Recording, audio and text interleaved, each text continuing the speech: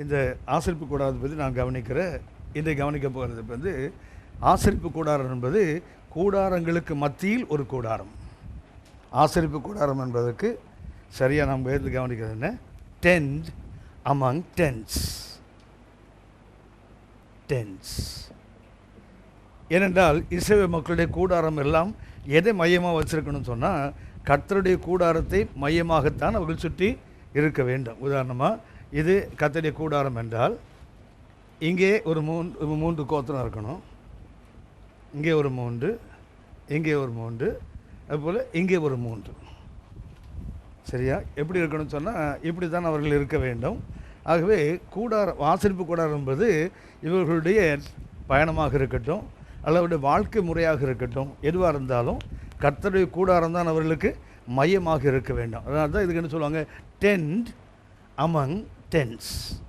கூடாரங்களுக்கு நடுவே ஒரு கூடாரம், அதுதான் ஆசரிப்பு கூடாரம்.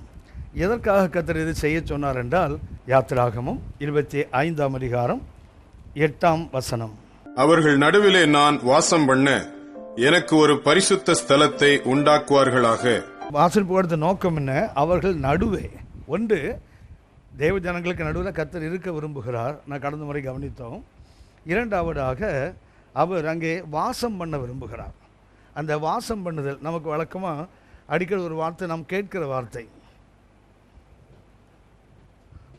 ஆவிக்கிற உலகத்தில் குறிப்பாக அபிஷேக நேரங்களில் இல்லை ஆவியானோடு பேசுகிற நேரங்களில் ஷெக்கினா என்ற ஒரு வார்த்தையை பயன்படுத்துவாங்க. ஞாபகம் இருக்கா? ஷெக்கினா க்ளோரி, ஷெக்கினா மகிமை அப்படிலாம் சொல்கிறாங்க இல்லையா? அந்த ஷெக்கினா என்பது ஆக்சுவலாக அது சாக்கான் என்ற ஒரு எபிரேய வார்த்தை.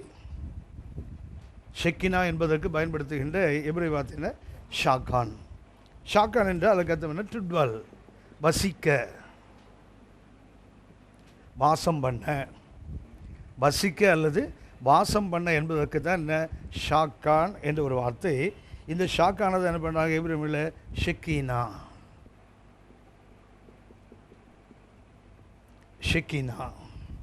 சரியா? இந்த ஷாக்கான்லேருந்து என்ன பண்ணுறாங்க? இப்போ உதாரணமாக யாத்திராகமம் 25:8 நீங்கள் வார்த்தை பார்த்தீங்கன்னா எபிரேய மொழியில் என்ன வார்த்தை இருக்கும்? இந்த வார்த்தை தான் இருக்கும். நான் அவர்கள் நடுவே வாசம் பண்ணேன். அப்படியா? ஷெக்கினா என்ற அளவுக்கு அர்த்தம் நமக்கு தெரியும். ஷெக்கினா என்பதற்கு ஒன்று ரேடியன்ஸ், கர்த்தருடைய அந்த வெளிச்சம் வருது தெரியுங்களா, அதற்கு பயன்படுத்துவார்கள். ஷெக்கினா என்பதற்கு இந்த ஷெக்கினா இருக்குது, ஆங்கிலத்தை பார்த்தீங்கன்னா இப்படி எழுதுவாங்க. அதை ஷெக்கினா, இது எபிரேயமில் எழுதக்கூடியது. இது இந்த ஷாக்கான் என்ற எபிரேய வார்த்தை தான் ஷெக்கினா என்ற வார்த்தை வருது. இந்த ஷெக்கினா என்பதற்கு அர்த்தங்கள் என்னவென்றால், ஒன்று இந்த ஷெக்கினா என்பதற்கு ஒன்று ரேடியன்ஸ், அடுத்தது க்ளோரி, மூன்றாவது பிரசன்ஸ். ஷெக்கினா என்பதற்கு பயன்படுத்துகின்ற 3 வார்த்தைகள். அந்த வார்த்தையின் அர்த்தம் ஒன்று ரேடியன்ஸ், ரெண்டாவது க்ளோரி, மூன்றாவது பிரசன்ஸ். ஒன்று கர்த்தருடைய பிரகாசம் அல்லது ரெண்டாவது கர்த்தருடைய மகிமை, மூன்றாவது தேவனுடைய பிரசன்னம், அவர் அங்கே இருக்கிறார் என்பதற்கு காட்டுவதற்கு இந்த ஷெக்கினா என்ற வார்த்தையை பயன்படுத்துகிறார்கள். இந்த ஷெக்கினா என்ற வார்த்தை நான் சொன்னேன் சாக்கான் என்ற ஒரு எபிரேய வார்த்தை இருந்து வருகிறது. இதை யாத்திராகமம் 25:8 மாத்திரமல்ல, யாத்திராகமம் 29ஆம் அதிகாரம் 45ஆம் வசனத்தில் வாசிங்கன்னா கூட நீங்கள் இதை பார்க்க முடியும். இஸ்ரவேல் புத்திரரின் நடுவே நான் வாசம் பண்ணி அவர்களுக்கு தேவனாயிருப்பேன். அதாவது ஆசாரியர்களை அபிஷேகம் பண்ணும் போதும் கூட கர்த்தர் அந்த வார்த்தையை பயன்படுத்துகிறார். இஸ்ரவேல் புத்திரர் நான் என்ன செய்யணும்? வாசம் பண்ணுவதற்காக. அப்படின்னா அங்கே என்ன வார்த்தை வாசிக்கிறோம்? இந்த ஷாக்கான் என்ற வார்த்தை.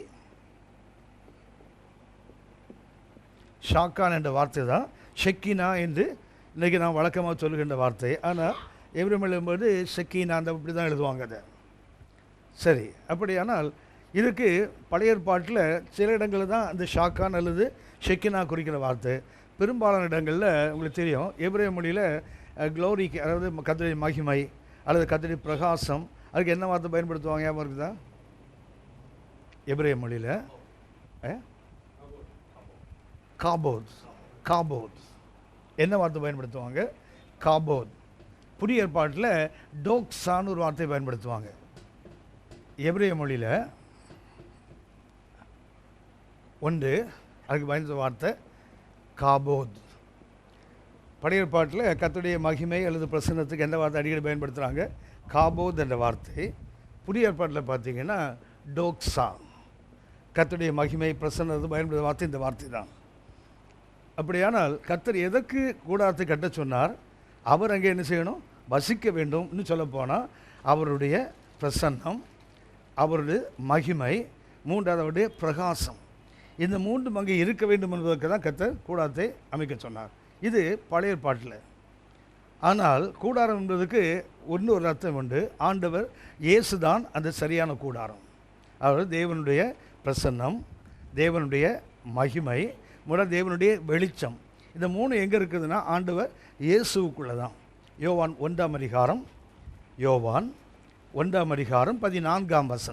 அந்த வார்த்தை மாம்சமாகி கிருபையினாலும் சத்தியத்தினாலும் நிறைந்தவராய் நமக்குள்ளே என்ன பண்ணாராம்?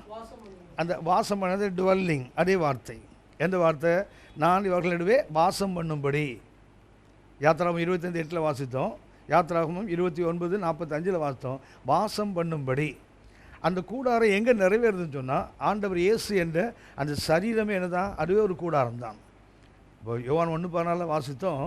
அந்த வார்த்தை மாம்சமாகி கிருபையினாலும் சத்தியத்தினாலும் நிறைந்தவர் நமக்குள்ளே வாசம் பண்ணாருக்கு. தெரியுங்களா? ஆங்கிலத்தை வாசி பாருங்கள். டேபர்நாக்கிள்ட் அமங் அஸ்ன்னு இருக்கும். எப்படி நமக்குள்ளே கூடாரமிட்டான்னு இருக்கும். ஆங்கிலத்தில் பார்த்தீங்கன்னா எப்படி இருக்கும் தெரியுங்களா? நமக்குள்ளே வாசம் பண்ணினான்னு தெரியுங்களா? அது தமிழில் தான். ஆனால் ஆங்கிலத்தை பார்த்து நமக்குள்ளே என்ன செய்யலாம்? கூடாரமிட்டார். அப்படி என்றால் ஆண்டவர் இயேசு தான் யார்? அந்த ஆசரிப்பு கூடாரம். தேவன் வாசம் பண்ண விரும்பினால் அந்த விரும்புவதற்கு என்ன? அவருடைய பிரகாசம் வரணும். ரெண்டாவது அவருடைய மகிமை வெளிப்படணும். மூன்றாவது அவருடைய பிரசன்னம் இருக்கணும். இந்த மூன்றும் இருக்கிற கூடாரம் பழைய ஏற்பாட்டில் அது ஒரு ஷேடோ, அது ஒரு நிழல் தான்.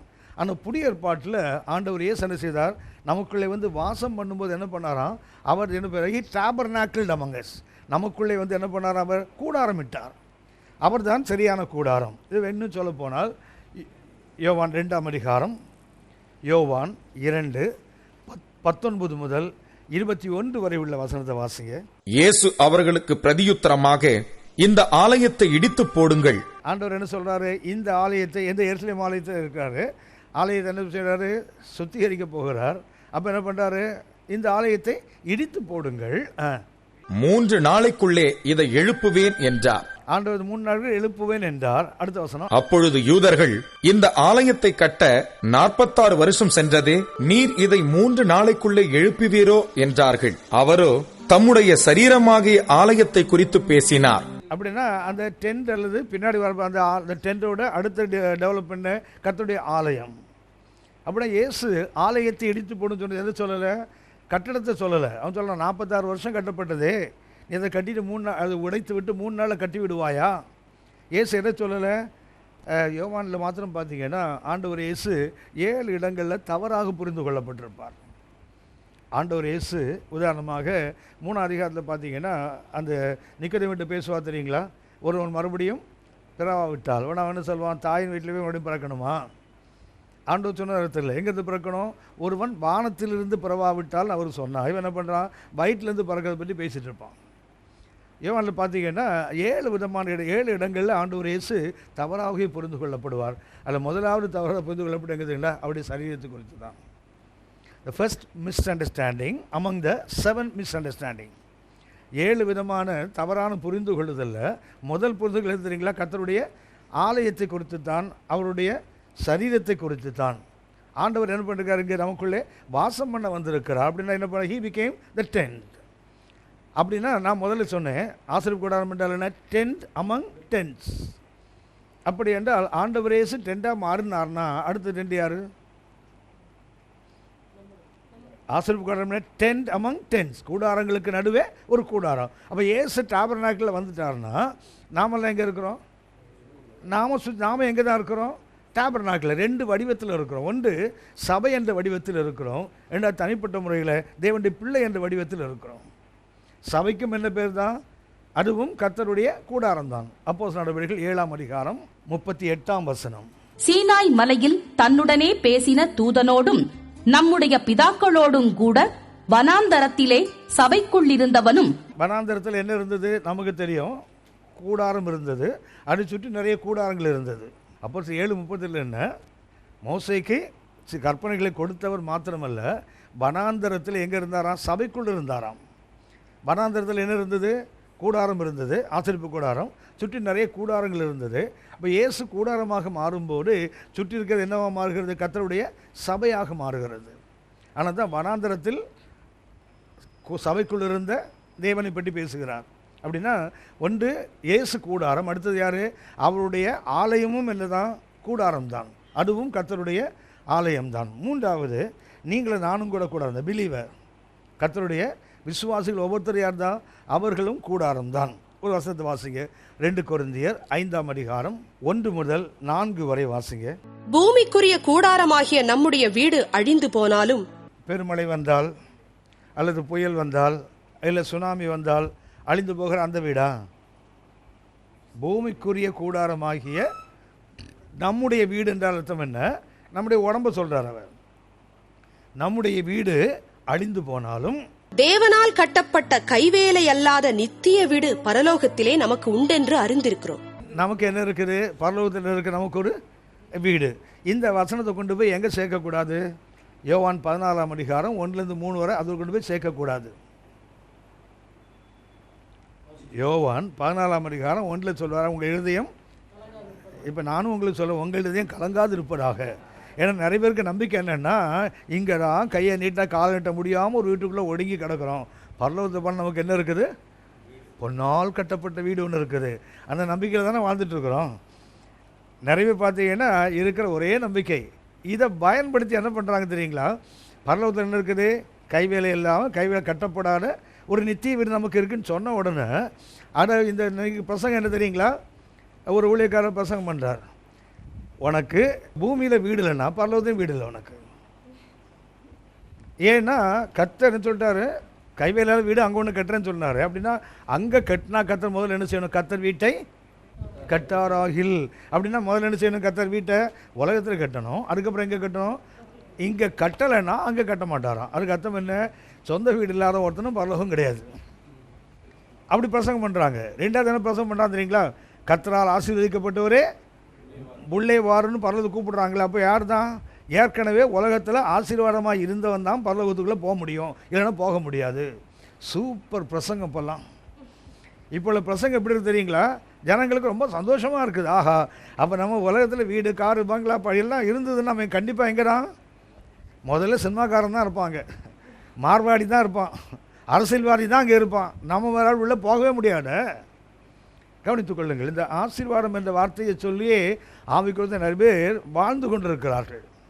பிழைக்கிறாங்கன்னு சொல்ல மாட்டேன், வாழ வேண்டிய விதத்தை தாண்டி வாழ்ந்து கொண்டிருக்கிறார்கள். இந்த வார்த்தை ஆசீர்வாதம் என்ற ஒரு வார்த்தை தப்பாகவே ஜனங்களுக்கு சொல்லிக் கொடுத்து அப்படியே வாழ்ந்து கொண்டிருக்கிறார்கள். அவங்க போகட்டும். ஏன்னா பைபிளில் 39 முறை பாக்கியவான் என்ற வார்த்தை இருக்கும்.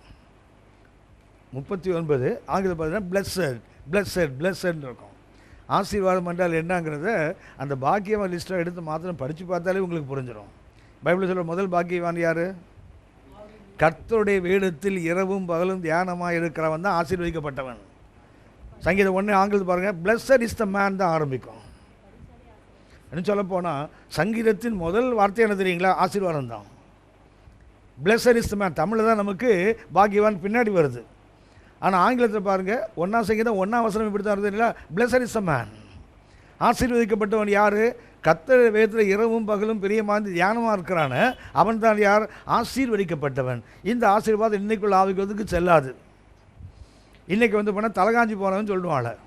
ஆனால் வேதம் சொல்லுகின்ற பாக்கியவான் அங்கேருந்து பார்த்தீங்கன்னா பழைய பாடு புதிய பாடு சேர்த்து 39 பாக்கியவான்கள். ஒவ்வொன்றையும் எடுத்து பாருங்கள். சங்கீதம் 32 1 எடுத்து வார்த்து பாருங்கள். 32 1-2 வாசிங்க.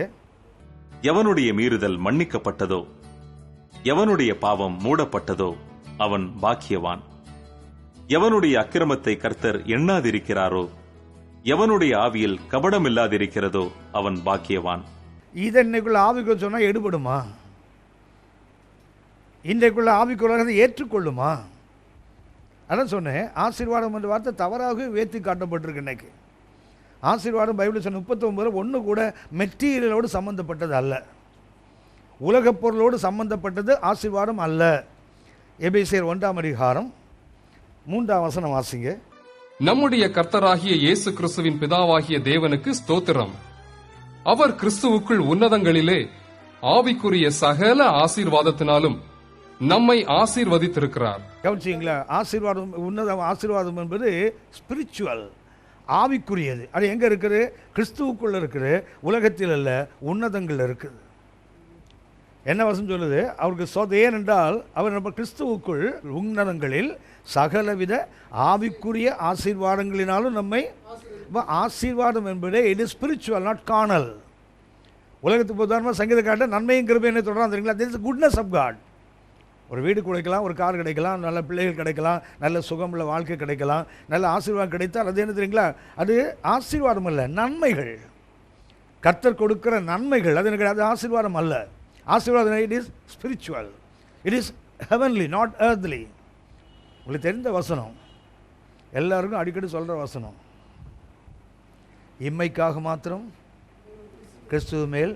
எங்கே இருக்கு அந்த வசனம்? 1 கொரிந்தியர் 15ஆம் அதிகாரம் 19ஆம் வசனம். கொஞ்சம் வாசிங்க. இம்மைக்காக மாத்திரம் நாம் கிறிஸ்துவின் மேல் நம்பிக்கை உள்ளவர்களாய் இருந்தால் எல்லா மனுஷரை பார்க்கிலும் பரிதபிக்கப்படத்தக்கவர்களாய் இருப்போம். எல்லா மனுஷனா யாரு?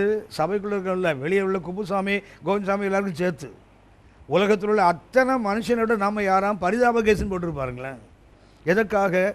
அதாவது இம்மைக்காக மாத்திரம், இந்த உலகத்துக்கு மாத்திரம் நாம் கிறிஸ்துவை பின்பற்றுவோமானால், எனக்கு இந்த ஆசீர்வாதம் காட்டப்படுது. எங்கே காட்டப்படுது தெரியுங்களா? இம்மைக்காக மாத்திரம்தான்.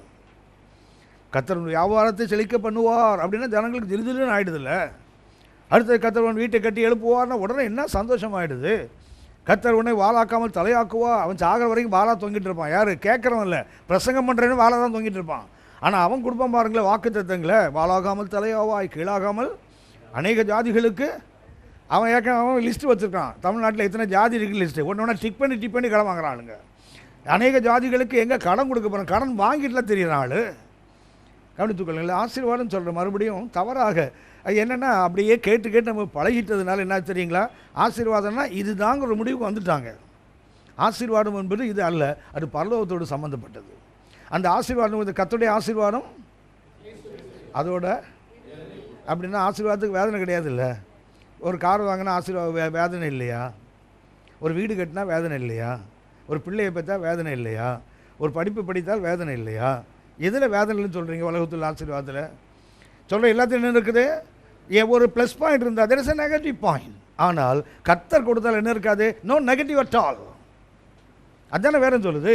கர்த்தருடைய ஆசீர்வாதம் ஐஸ்வர்யத்தை தரும். அதோடு என்ன செய்ய மாட்டார்? அவர் வேதனையை கூட்ட மாட்டார். நம்ம வேதனை இல்லாததுக்கு பேர் தான் ஆசீர்வாதம். அது எங்கே தான் சாத்தியம்? இங்கே இல்லை, அங்கே தான். இங்கே அல்ல, அந்த இங்கே என்ன உண்டு? கர்த்தர் நமக்கு இறங்கி அவர் பாராட்டுகிற கிருபைகளால் உண்டு. நன்மையும் கிருபையும் நம்மை தொடரும். அது நாம் தொடர வேண்டியதில்லை, அது நம்ம தொடர்ந்து வரும். எப்போனா நாம் அந்த நல்ல மேய்ப்பனை தொடர்ந்து போகும்போது. கர்த்தர் மேய்ப்பராக இருக்கிறார், நான் அவரை பின்பற்றி போகும்போது என்ன ஆகும் தெரியுங்களா? நான் நன்மைகளை தேடி போக வேண்டாம், அது என் பின்னாடி வால் மாதிரி தொடர்ந்து வரும். ஆனால் இன்றைக்கு ஜனங்களுக்கு சரியான ஆசீர்வாதத்தை சுட்டி காட்டவில்லை. ஆயிரக்கணக்கான மக்கள் வருகிற சபைகளை திருச்சபைகளை பார்க்குறேன் தமிழ்நாட்டில். அங்கேயும் என்ன பிரசங்கம் பண்ணுறான் தெரியுங்களா? கர்த்தவனை விடுதலை ஆக்குவார், கர்த்தவன் கடன்களை மாற்றுவார், கர்த்தவன் கண்ணீரை போக்குவார், உன் வியாதியை நீக்குவார். இதெல்லாம் வேண்டும். இது வேண்டாம்னு சொல்லலை. இது எப்படி வரும்னு சொல்லி தரணும்ல. எப்படி வாழ்ந்தால் இது வரும் அதை சொல்ல மாட்டேங்கிறாங்களே. அப்படியானால் இன்றைக்கி நாம் என்ன பண்ணுறோம்? மேலே நமக்கு என்ன இருக்குது? கைகளால் செய்யப்பட நித்திய வீடு என்றால் அது வீடு இல்லை, நமக்கு ஒரு பாடி இருக்குதாங்க. மேலே என்ன இருக்குது? நமக்கு ஒரு உடல். வாசிய திரும்ப. பூமிக்குரிய கூடாரமாகிய நம்முடைய வீடு அழிந்து போனாலும் தேவனால் கட்டப்பட்ட கைவேலை அல்லாத நித்திய வீடு பரலோகத்திலே நமக்கு உண்டென்று அறிந்திருக்கிறோம். நமக்கு என்ன ஒரு வீடு நமக்கு இருக்குன்னு அறிந்திருக்கிறோம்.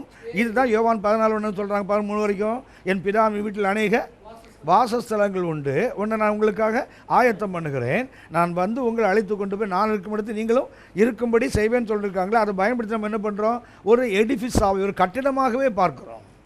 தொடர்ந்து வாசிங்க. ஏனெனில் இந்த கூடாரத்திலே நாம் தவித்து. அப்படின்னா நம்ம உடம்புக்கு என்ன பேர் கொடுக்குறாரு? முதல்ல என்ன சொன்னார்? வீடுன்னாரு. அப்புறம் என்ன பண்ணுறார்? வீடு என்றால் பெர்மனன்ட், கூடாரம் என்றால் டெம்பரரி. முதல்ல உடம்பு என்ன பண்ணா தெரியுங்களா? நமக்கு ஒரு திரும்ப வாசிங்க 1ஆம் வசனத்தை வாசிங்க. பூமிக்குரிய கூடாரமாகிய நம்முடைய வீடு. இந்த கூடாரம் இதுதான். என்ன இது? வீடுன்னு சொல்லிட்டு அப்புறம் என்ன பண்ணார்? நித்திய வீடு மேலே ஒன்று இருக்குது. அடுத்து சொல்றாரு இந்த கூடாரம் என்னாகும்? ஏனெனில் இந்த கூடாரத்திலே நாம் தவித்து நம்முடைய பரம வாசஸ்தலத்தை தரித்துக் கொள்ள மிகவும் வாஞ்சியுள்ளவர்களாய் இருக்கிறோம். கவனிச்சிங்களா? வாசஸ்தலத்துக்கு போக அல்ல, வாசஸ்தலத்தை புட்டான்.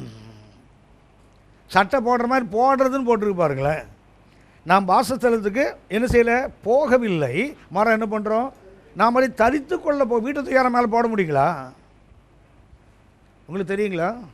சமீபத்தில் நேபாளில் நிறைய பூகம்பம் வந்தது தெரியுங்களா? அந்த பூகம்பத்தை பார்த்துட்டே இருக்கும்போது அதில் ஒரு ஸ்டேட்மெண்ட் வந்துகிட்டே இருக்குது, பூகம்பம் மனுஷனை கொல்லாது. எது கொல்லும்? வீடு தான் கொல்லும். ஹலோ, பூகம்பம் என்ன செய்யாத ஆளை கொல்லாது. நீ உட்காந்து கட்டின வீடு அதுதான் உனக்கு கொண்டுடும். நீ தான் அதுக்குள்ளே தான் இருக்கு. எங்கே பண்ணி நீ வெளியே நின்னா உனக்கு கொண்டிருக்காது. இல்லை, அது இடிக்கும், தர உடையெல்லாம் உடையுமே தவிர ஆள் சத்த சாக மாட்டான். எப்போ சாவான் தெரியுங்களா? அதான் அவன் சொல்கிறான், அந்த எர்த்குவேக் ஒரு மனுஷனையும் கொல்லாது. எது தான் கொல்லும்? நம்ம கட்டுற வீடு தான். அதுதான் அவன் சொல்றாரு. இந்த வீட்டில் என்ன பண்ணுறோம்? மாட்டிட்டு தவிக்கிறோன்னு போட்டிருப்பாருங்களேன். ஏனெனில் இந்த கூடாரத்திலே நாம் தவித்து நம்முடைய பரம வாசஸ்தலத்தை தரித்துக் கொள்ள மிகவும் வாஞ்சியுள்ளவர்களாய் இருக்கிறோம். தரித்துக் கொண்டவர்களானால் நிர்வாணிகளாய் காணப்பட மாட்டோம். அந்த சட்டையை போட்டுட்டா என்ன தெரியாது? இந்த சட்டையை போட்டால் நிர்வாணம் தெரியும். இது காலத்தினா தெரிஞ்சிடும். சட்டை போட்டாலே நிறைய பேருக்கு நிர்வாணம் தெரியுது, அது வேற. நான் சட்டை ஒழுங்காக போட்டுறவங்களும் சொன்னேன், போட்டால் நிர்வாணம் தெரியாது இல்லை. ஆனால் சட்டை போட்ட நிறைய பேர் நிர்வாணத்தை காட்டுறதானே சட்டை போடுறாங்க இப்போ. ஆனால் என்ன சொல்கிறா பாருங்க, அந்த வாசஸ்தலத்தை தரித்து கொண்டால் நமக்கு என்ன கிடையாது? நிர்வாணங்கள் தெரியாது. இந்த கூடாரத்தில் இருக்கிற நாம் பாரம் சுமந்து தவிக்கிறோம். இந்த போர்வையை களைந்து போட வேண்டும் என்று அந்த உடம்புக்கு என்ன பேர் சொல்ல பாருங்க. முதல்ல வீடுனாரு, கூடாரனாரு, பெட்ஷீட்டுக்கு வந்துட்டார் பாருங்களா ஆளு. அதாவது முதல்ல என்ன பண்ணார்? வீடு கொஞ்சம் கஷ்டம் வெளியே வருது, அடுத்தது கூடாரம் ஈஸியாக பேத்துட்டு போயிடலாம். இப்போ என்ன பண்ணுறாரு? தூக்கி போடுறா. 10 தூக்கி போட்டான் தெரியுங்களா? I am no more a blind man தூக்கி போட்டான் தெரியுங்களா? தன் மேலே அப்படி தூக்கி போட்டலாம் எது உடம்பை. இந்த உடல் என்ன அப்படிதான், ஆனால் அந்த உடம்பு அப்படி இல்லை. இந்த போர்வையை களைந்து போட வேண்டும் என்று விரும்பாமல் மரணமானது ஜீவனாலே விழுங்கப்படுவதற்காக போர்வை தரித்தவர்களாய் இருக்க வேண்டும் என்று விரும்புகிறோம். இந்த உடம்பு எதுக்கு வச்சிருக்காங்க தெரியுங்களா? நமக்கு எதுக்கு கருத்தை கொடுத்துருக்காரு? ஒரு நாள் மரணம் வரும்ல, வரும்போது அதை என்ன செய்யணும்? மரணம் நம்மளை விழுங்கக்கூடாது. ஜீவன் என்ன செய்யணுமா? மரணத்தை விழுங்கணுமா? அந்த விழுங்கும்போது மரணம் ஏமாந்து போயிடும்ல. அதனால அது வாயில் ஒன்று போடுறதுக்கு நம்மகிட்ட ஒரு உடம்பு எடுத்தான். இந்த உடம்பு எதுக்கு? மரணம் நம்மகிட்ட ஏமாந்து போயிடக்கூடாதுல்ல. வந்த பாரு இவங்கிட்ட எது ஒன்றும் இல்லாமல் போகிறேன்னு சொல்லக்கூடாது. வந்தவனுக்கு என்ன பண்ணுந்தாப்பா, இந்த உடம்பு எடுத்து நீ சாப்பிட்டு போனால் அவன் வாயில் போடுறதுக்கு தான் இந்த பெட்ஷீட். இன்னும் சொல்ல போனால் மரணத்தை மூடுறதுக்கு தான் இந்த பெட்ஷீட் நமக்கு. அப்படியானால் நம்ம இன்றைக்கி என்ன பண்ணுறோம்னா, நாம் தான் கூடாரம். இதுதான் பரிசுத்த பவுல் மிக அழகாக சொல்லுகிறார். ஒரு வீடு இருக்குது, அப்புறம் அது கூடாரமாக மாறுகிறது, அப்புறம் போர்வையாக மாறுகிறது. அங்கே ஒரு வீடு நமக்கு இருக்குது. அந்த வீடு என்ன? இப்போ நீங்கள் கேட்பீங்க, அங்கே வீடே இல்லையான்னு கேட்பீங்க. அங்கே நகரம் இருக்குது. தேர்ஸ் எ சிட்டி.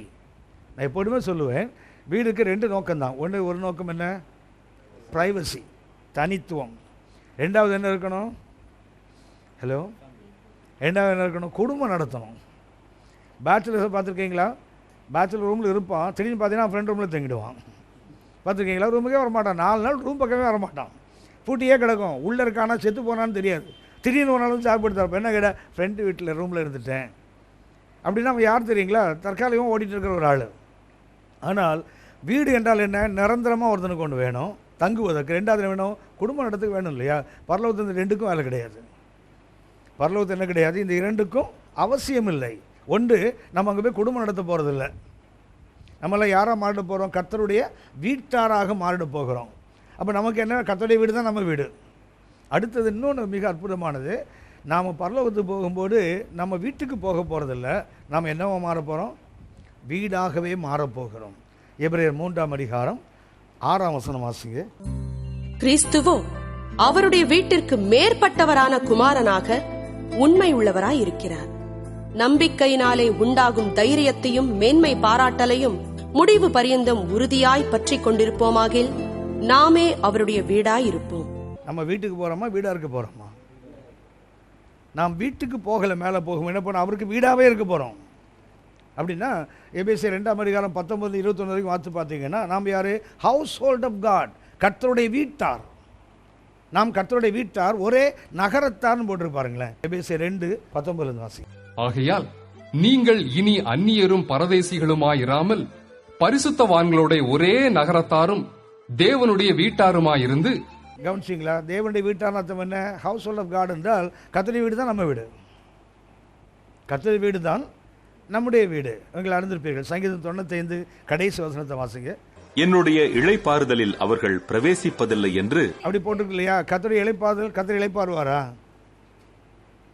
கர்த்தர் இளைப்பாறுவாரா? இஸ்ரவேலை காக்கிறவர் உறங்குவதும் இல்லை தூங்குவதும் சொல்றான் இல்லையா? ஆனால் இங்கே என்ன சொல்றாரு? என்னுடைய இளைப்பாறுதல். அந்த இளைப்பாறுதலுக்கு பயன்படுத்துகின்ற எபிரேய வார்த்தை மெனுஹா. அந்த இளைப்பாறுதல் போட்டு தெரியுங்களா? ஆங்கிலத்தில் ரெஸ்ட்னு இருக்கும். அதுக்கு பயன்படுத்த எபிரேய வார்த்தை என்ன? மெனுஹா என்றால் the place where God rests. The place where God, எந்த இடத்துல தேவன் இளைப்பாறுவாரோ அந்த இடத்துக்கு நம்மளை கொண்டு போயிடுவார். ஆனால் நாம் யார்? அவருடைய வீட்டார்.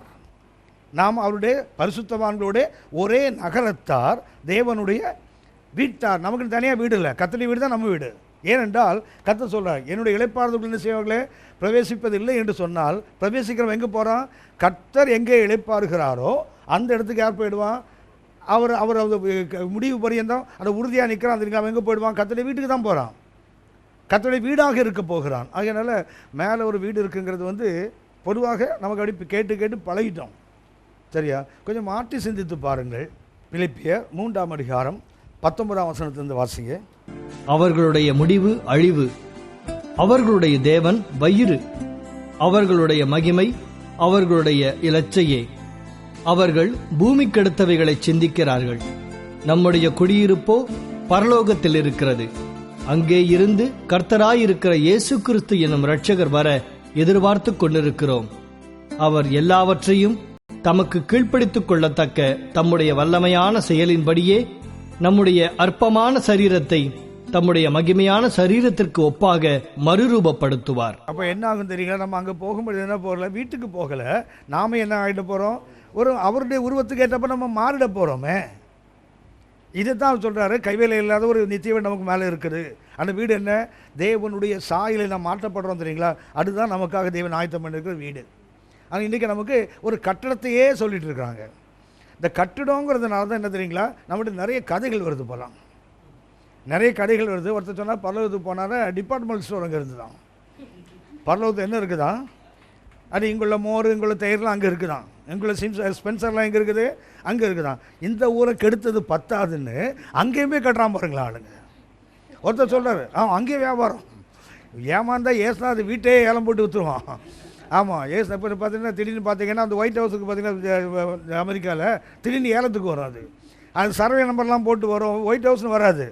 சர்வே நம்பரை பார்த்துட்டு எந்த வீடுன்னு போய் இப்போ கிடச்சா அது ஜனாதிபதி மாளிகையாக இருக்கும். அது மாதிரிலாம் கிறுக்குத்தனம் பண்ணுவான். நம்ம ஆளை மாத்திரம் பரலோகத்தை விட்டா என்ன பண்ணுவான் தெரியுங்களா? பரலோகத்தை பிளாட் போட்டு விற்றுருவான். என்ன சொன்னாங்களா? ஏசு வீட்டுக்கு பக்கத்தில் இருந்து பார்த்தா 3-6 வீட்டில் லெஃப்ட்டில் திரும்பினீங்கன்னா என் வீடு அங்கே தான் இருக்குன்றான் ஆளு. இதெல்லாம் என்ன ஐடியான்னா, பரலோகத்தில் என்ன இருக்குது? வீடு இருக்குங்கிறதுனால தான். ஆனால் தான் நம்மளாம் இந்த நிறைய போய் சொல்கிறாங்க. அதில் ஒன்று என்ன தெரியுங்களா? பரலோகத்துக்கு ஒரு போனால் கூட ஒரு தூதன் கூப்பிட்டு போகிறான். போகும்போது வீடெல்லாம் இப்படி இருக்குதான், பொன்மயமாக ஜிலுஜிலுன்னு இருக்குதான். ஆனால் அது நடுவில் ஒன்று என்ன இருக்குதான், சின்ன ஓலையில் கட்டி செங்கலில் கட்டி ஓலையில் வேவிட்டு இருக்கிறானா யார்? தூதர்கள். இவன் கேட்டானா, ஏன் இந்த வீடு மாத்திரம் ஓலை வீடாக கட்டுறாங்க? இவன் தசமபாகம் கொடுக்கலானாலும் இவனுக்கு ஓலை வீடு கட்டுறான். அங்கே வீடு இருக்குங்கிற ஒரு நம்பிக்கை வந்துட்டா என்னென்ன கதைலாம் வருது பாருங்களேன் பின்னாடி. நல்ல கவனித்துக் கொள்ளுங்க. நமக்கு இருப்பது என்ன தெரியுங்களா? கர்த்தரை போன்ற ஒரு மகிமையான சரீரத்தை கர்த்தர் நமக்கு ஆயத்தம் பண்ணி வைத்திருக்கிறார். அவர் வரும்போது என்ன தெரியுங்களா? இந்த அற்பமான சரீரம் என்னவா மாறிடும்? அப்படியே மகிமையின் சரீரத்துக்கு ஒப்பாக மாறிவிடும். அதுதான் சொல்கிறாரு. நாம் யார்? விசுவாசி ஒருத்தர் யார் தான்? we are the 10. ஏனென்றால் கர்த்தர் யார்? 10 among 10s. ஏசு எப்போ சரீரத்தில் வந்தாரோ அப்போ நாமெல்லாம் யார்? நாமும் ஒரு கூடாரம் தான். 2 பேதுரு 1ஆம் அதிகாரம் 13-14 வசனங்களை வாசிங்க. நம்முடைய கர்த்தராகிய இயேசு கிறிஸ்து எனக்கு அறிவித்தபடி நான் என் கூடாரத்தை விட்டு போவது சீக்கிரத்தில் நேரிடும் என்று அறிந்து. பேதுரு என்ன பண்றாரு? அவர் உடம்பு என்ன சொல்றாரு பாருங்க, கூடாரம் என்று சொல்றாரு பாருங்க. 2 கொரிந்தியர் 5:1-9 வரைக்கும் பார்த்தீங்கன்னா பரிசுத்த பவுல் தன்னை உடல் எதுக்கு போடுறாரு? கூடாரத்துக்கு. 2 பேதுரு 1ஆம் அதிகாரம் 13-14 வசனங்களை பார்த்தீங்கன்னா பரிசுத்த பேதுரு என்ன பண்றாரு? இந்த கூடாரத்தை விட்டு நான் நினைச்சே போறேன், பிரிந்து போக போகிறேன். இந்த கூடாரத்தில் நான் இருக்கும் அளவும் உங்களை நினைப்பூட்டி எழுப்பி விடுவது நியாயம் என்று எண்ணுகிறேன். அப்படின்னா பேதுருவனை தான் சொந்த உடம்புக்கு தான் ஒப்பிடுறாரு, ஒரு கூடாரத்துக்கு தான். அப்படின்னா விசுவாசிகள் ஒருத்தர் யார் தான்? கூடாரத்துக்குள்ள இருக்கிறவங்க தான். ஆனால் சொன்னேனே, கர்த்தர் டென்ட்ல இருக்கிறாரு, சுற்றி நிறைய டென்ட் இருக்கு இல்லையா? இந்த டென்ட்ல இருக்க வேண்டுமானால் அவனுக்கு என்ன தகுதி வேணும்? எகிப்தை விட்டு வெளியே வந்திருக்கணும். எகிப்தை பற்றி என்ன யோசித்து பாருங்களேன். எகிப்து புறப்பட்டு வந்தாங்களே எல்லாரும் வந்திருப்பாங்களா? எகிப்திலிருந்து கர்த்தர் பஸ்காட்டில் மீட்டார் தெரியுங்களா? எல்லாம் போங்கன்னு சொன்னார் இல்லையா? ஒருவேளை யாராவது வராமல் அங்கே இருந்திருக்க வாய்ப்பு இருக்கா? ஏன்னா உங்களுக்கு தெரியும், செகண்ட் எக்ஸடஸ் ஒன்று இருக்கு தெரியுங்களா? மோசே பண்ணது என்ன? முதலாவது யாத்திராகமம். பைபிளில் ரெண்டாவது ஒரு யாத்திராகமம் இருக்குது தெரியுங்களா? தெரியாது. செருபாபேலை கொண்டு கர்த்தர் பாபிலோனுக்கு கூட்டு வந்தாரா? அதுக்கு என்ன சொல்லுவாங்க? செகண்ட் எக்ஸடஸ்ன்னு சொல்லுவார்கள். அந்த யாத்திராகமத்தில் ஒரே ஒரு ஆத்மாவை கூட அவர் இழக்கலை. கூட்டு வந்தவங்க அப்படியே கூட்டு வந்தார். ஆனால் மோசே அப்படி இல்லை, கூட்டு வந்து எல்லாரும் சாகிற வரைக்கும் பாலம் சுற்றினாங்க. ஆனால் அந்த செகண்ட் எக்ஸடஸ் என்ன கிடையாதுங்களா? முதலாம் யாத்திராகமத்தில் எந்த தோல்விகளும் இல்லாத ஒரு ரெண்டாவது யாத்திராகமம், அதுதான் செருபாபேல் தலைமையில் அவர்கள் வந்ததில் பார்த்தீங்கன்னா, கர்த்தர் கோரேஸ் ராஜா என்ன பண்ணுவான்? சட்டம் போடுவான். இந்த நாட்டை சேர்ந்து எல்லாரும் என்ன பண்ணுங்க, போங்க உங்கள் நாட்டுக்கு போங்க, ஆலயத்திலேருந்து நெபுகாத்நேச்சர் எடுத்து வந்ததெல்லாம் திரும்பி நீங்கள் கொண்டு போய் ஆலயத்தை கட்டுங்க. இந்த ஊரில் இருக்கிற உங்கள் ஊர் ஆலயம்னு வர விரும்பலைன்னா என்ன பண்ணலாம்? காணிக்கை கொடுத்து அனுப்பலாம். அப்படின்னா ஒரு ராஜா சட்டம் போட்டார். எஸ்ரா 1:1-5 வரைக்கும் பார்த்தீங்கன்னா ராஜா சட்டம்.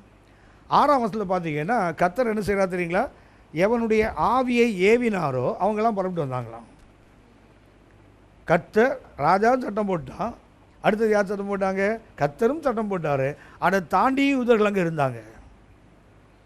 வச்சுட்டாங்க, அங்கே இருந்தாங்க. என்ன தான் ஒரு நாட்டை விட்டு பெயர்ந்து பிரச்சனை வந்து ஓடி வந்துட்டு திரும்பி எல்லாரும் போனாலும் ஒரு சில இங்கே தங்கிடுவாங்க. பார்த்துருக்கீங்களா? கண்டிப்பாக தங்கிடுவாங்க. ஏன்னா இங்கே கொஞ்சம் கம்ஃபர்டபுள் மாத்திரமில்ல, மறுபடியும் போய் அங்கே உபத்திரப்படுறத விட இங்கே இருக்கிறத கொஞ்சம் சமாளிச்சிக்கலாமே. அப்படியானால் அங்கே யாரும் வராமல் கூட இருந்திருக்க வாய்ப்பு இருக்குது. அப்படியானால் ஒரு கூடாரத்தில் இன்றைக்கி வசிக்கிறவங்க யாராக தான் இருக்க முடியும்? எகிப்தை விட்டு வெளியே வந்தவங்க மாத்திரம்தான் எங்கே இருக்க முடியும்? இந்த கூடாரமாக இருக்க முடியும். இப்போ நீங்கள் நானும் இன்றைக்கு கூடாரம் தான். கூடாரத்தின் நடுவில் கர்த்தர் கூடாரமாக இருக்கிறார், நாம் சுற்றி கூடாரமாக இருக்கிறோம். யார் அந்த கூடாரமாக இருக்க முடியும் அப்படின்னா, யார் ஒருவன் எகிப்தை விட்டு வெளியே வந்தானோ அவர்கள் தான் என்னவாக இருக்க முடியும்?